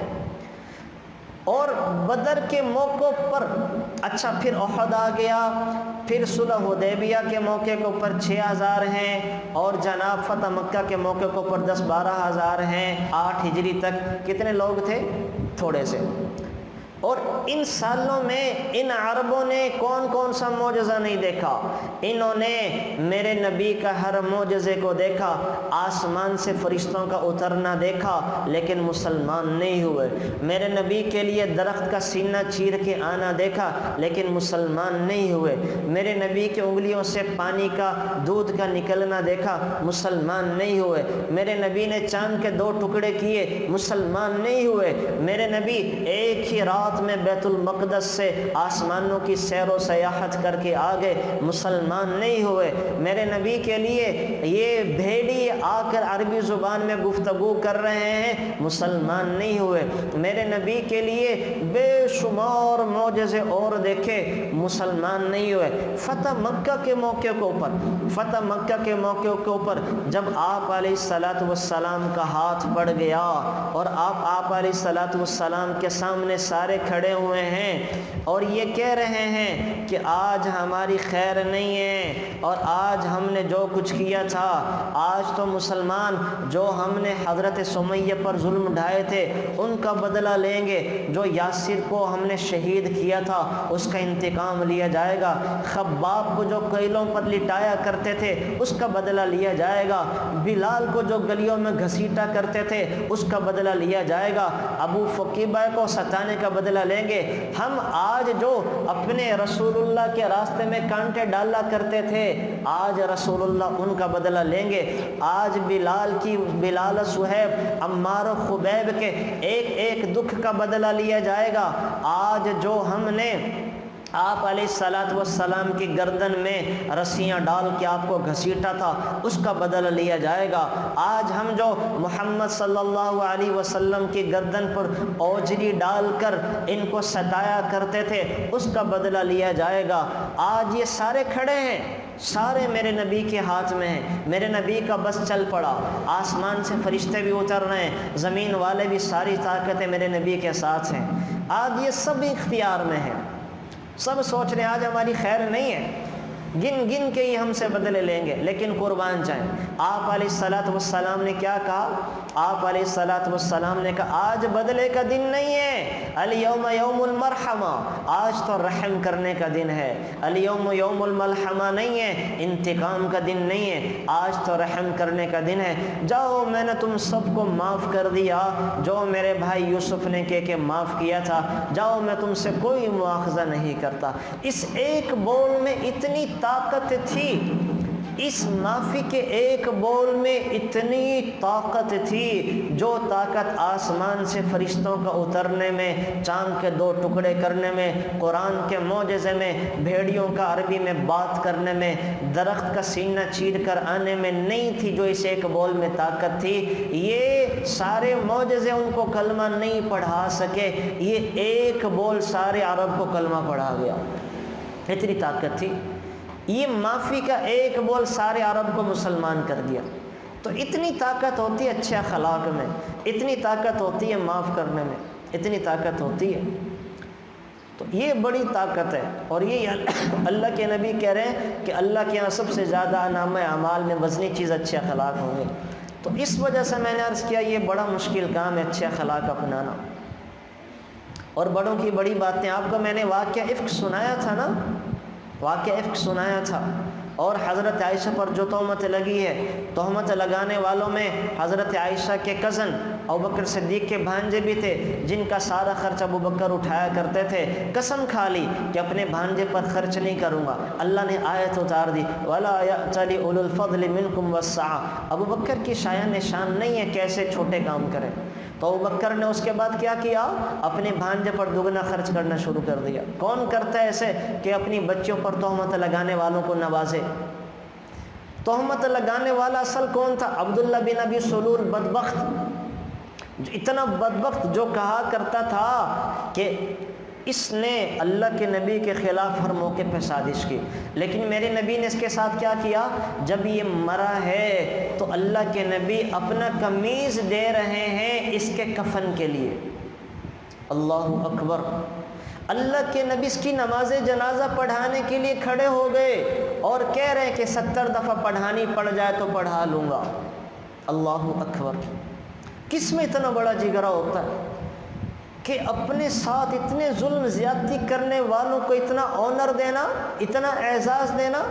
یہ ہیں اچھے اخلاق، یہ اچھے اخلاق کے اللہ نے جھلکیاں دکھائی ہیں۔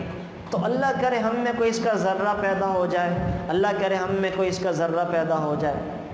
تو بہرحال یہ تھے فتح مکہ کے موقع کے اوپر آپ علیہ الصلاۃ والسلام عاجزی کے ساتھ داخل ہو رہے ہیں، سب کو معاف کرنے کا اعلان کر رہے ہیں۔ اور عثمان بن طلحہ نے کہا تھا نا، عثمان بن شیبہ جو تھے، جن کے ہاتھ میں بیت اللہ کی چابیاں تھیں اور جنہوں نے اللہ کے نبی کو زمانہ جاہلیت میں بیت اللہ داخلے سے منع کر دیا تھا، آج جب اللہ کے نبی کا بس چلا، حضرت علی کہہ رہی ہیں چابیاں مجھے دے دیں، تو عثمان بن طلحہ کا نہیں پتہ، چھپتے پھر رہے تھے۔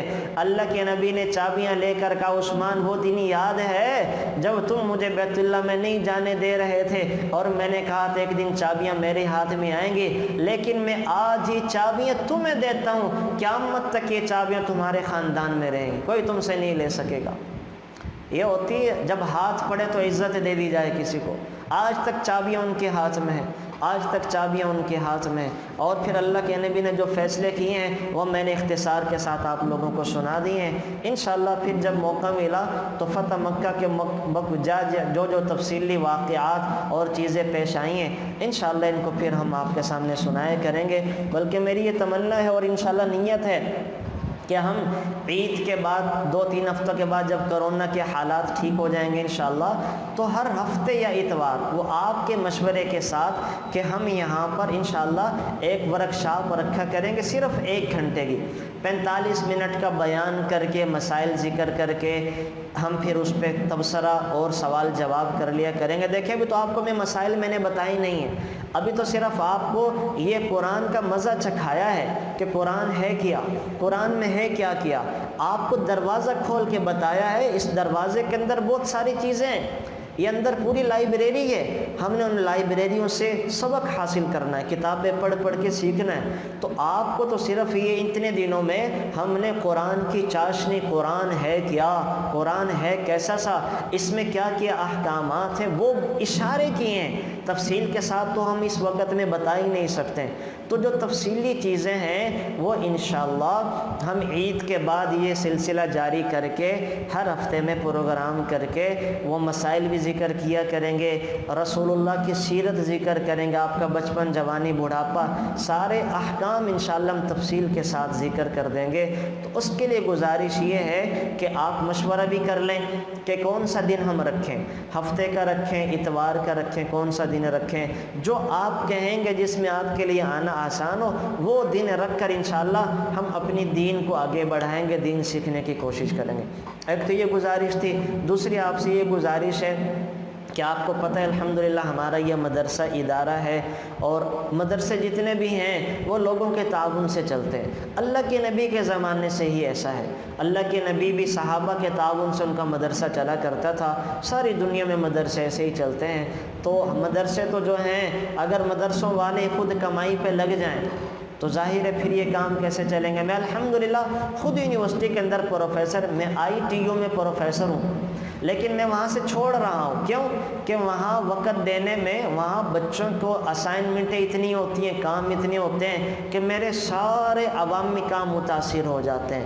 پھر لوگوں سے میں مل نہیں سکتا, پھر میں اپنے دم والا کام نہیں کر سکتا, مسائل نہیں بتا سکتا لوگوں کے لیے, پھر میں بیانات کے لیے نہیں جا سکتا. حالانکہ ہم نے تو پڑھا اسی لیے کہ اللہ کرے ہم لوگوں کے کام آئیں, اللہ ہم سے اپنے دین کی خدمت لے لے.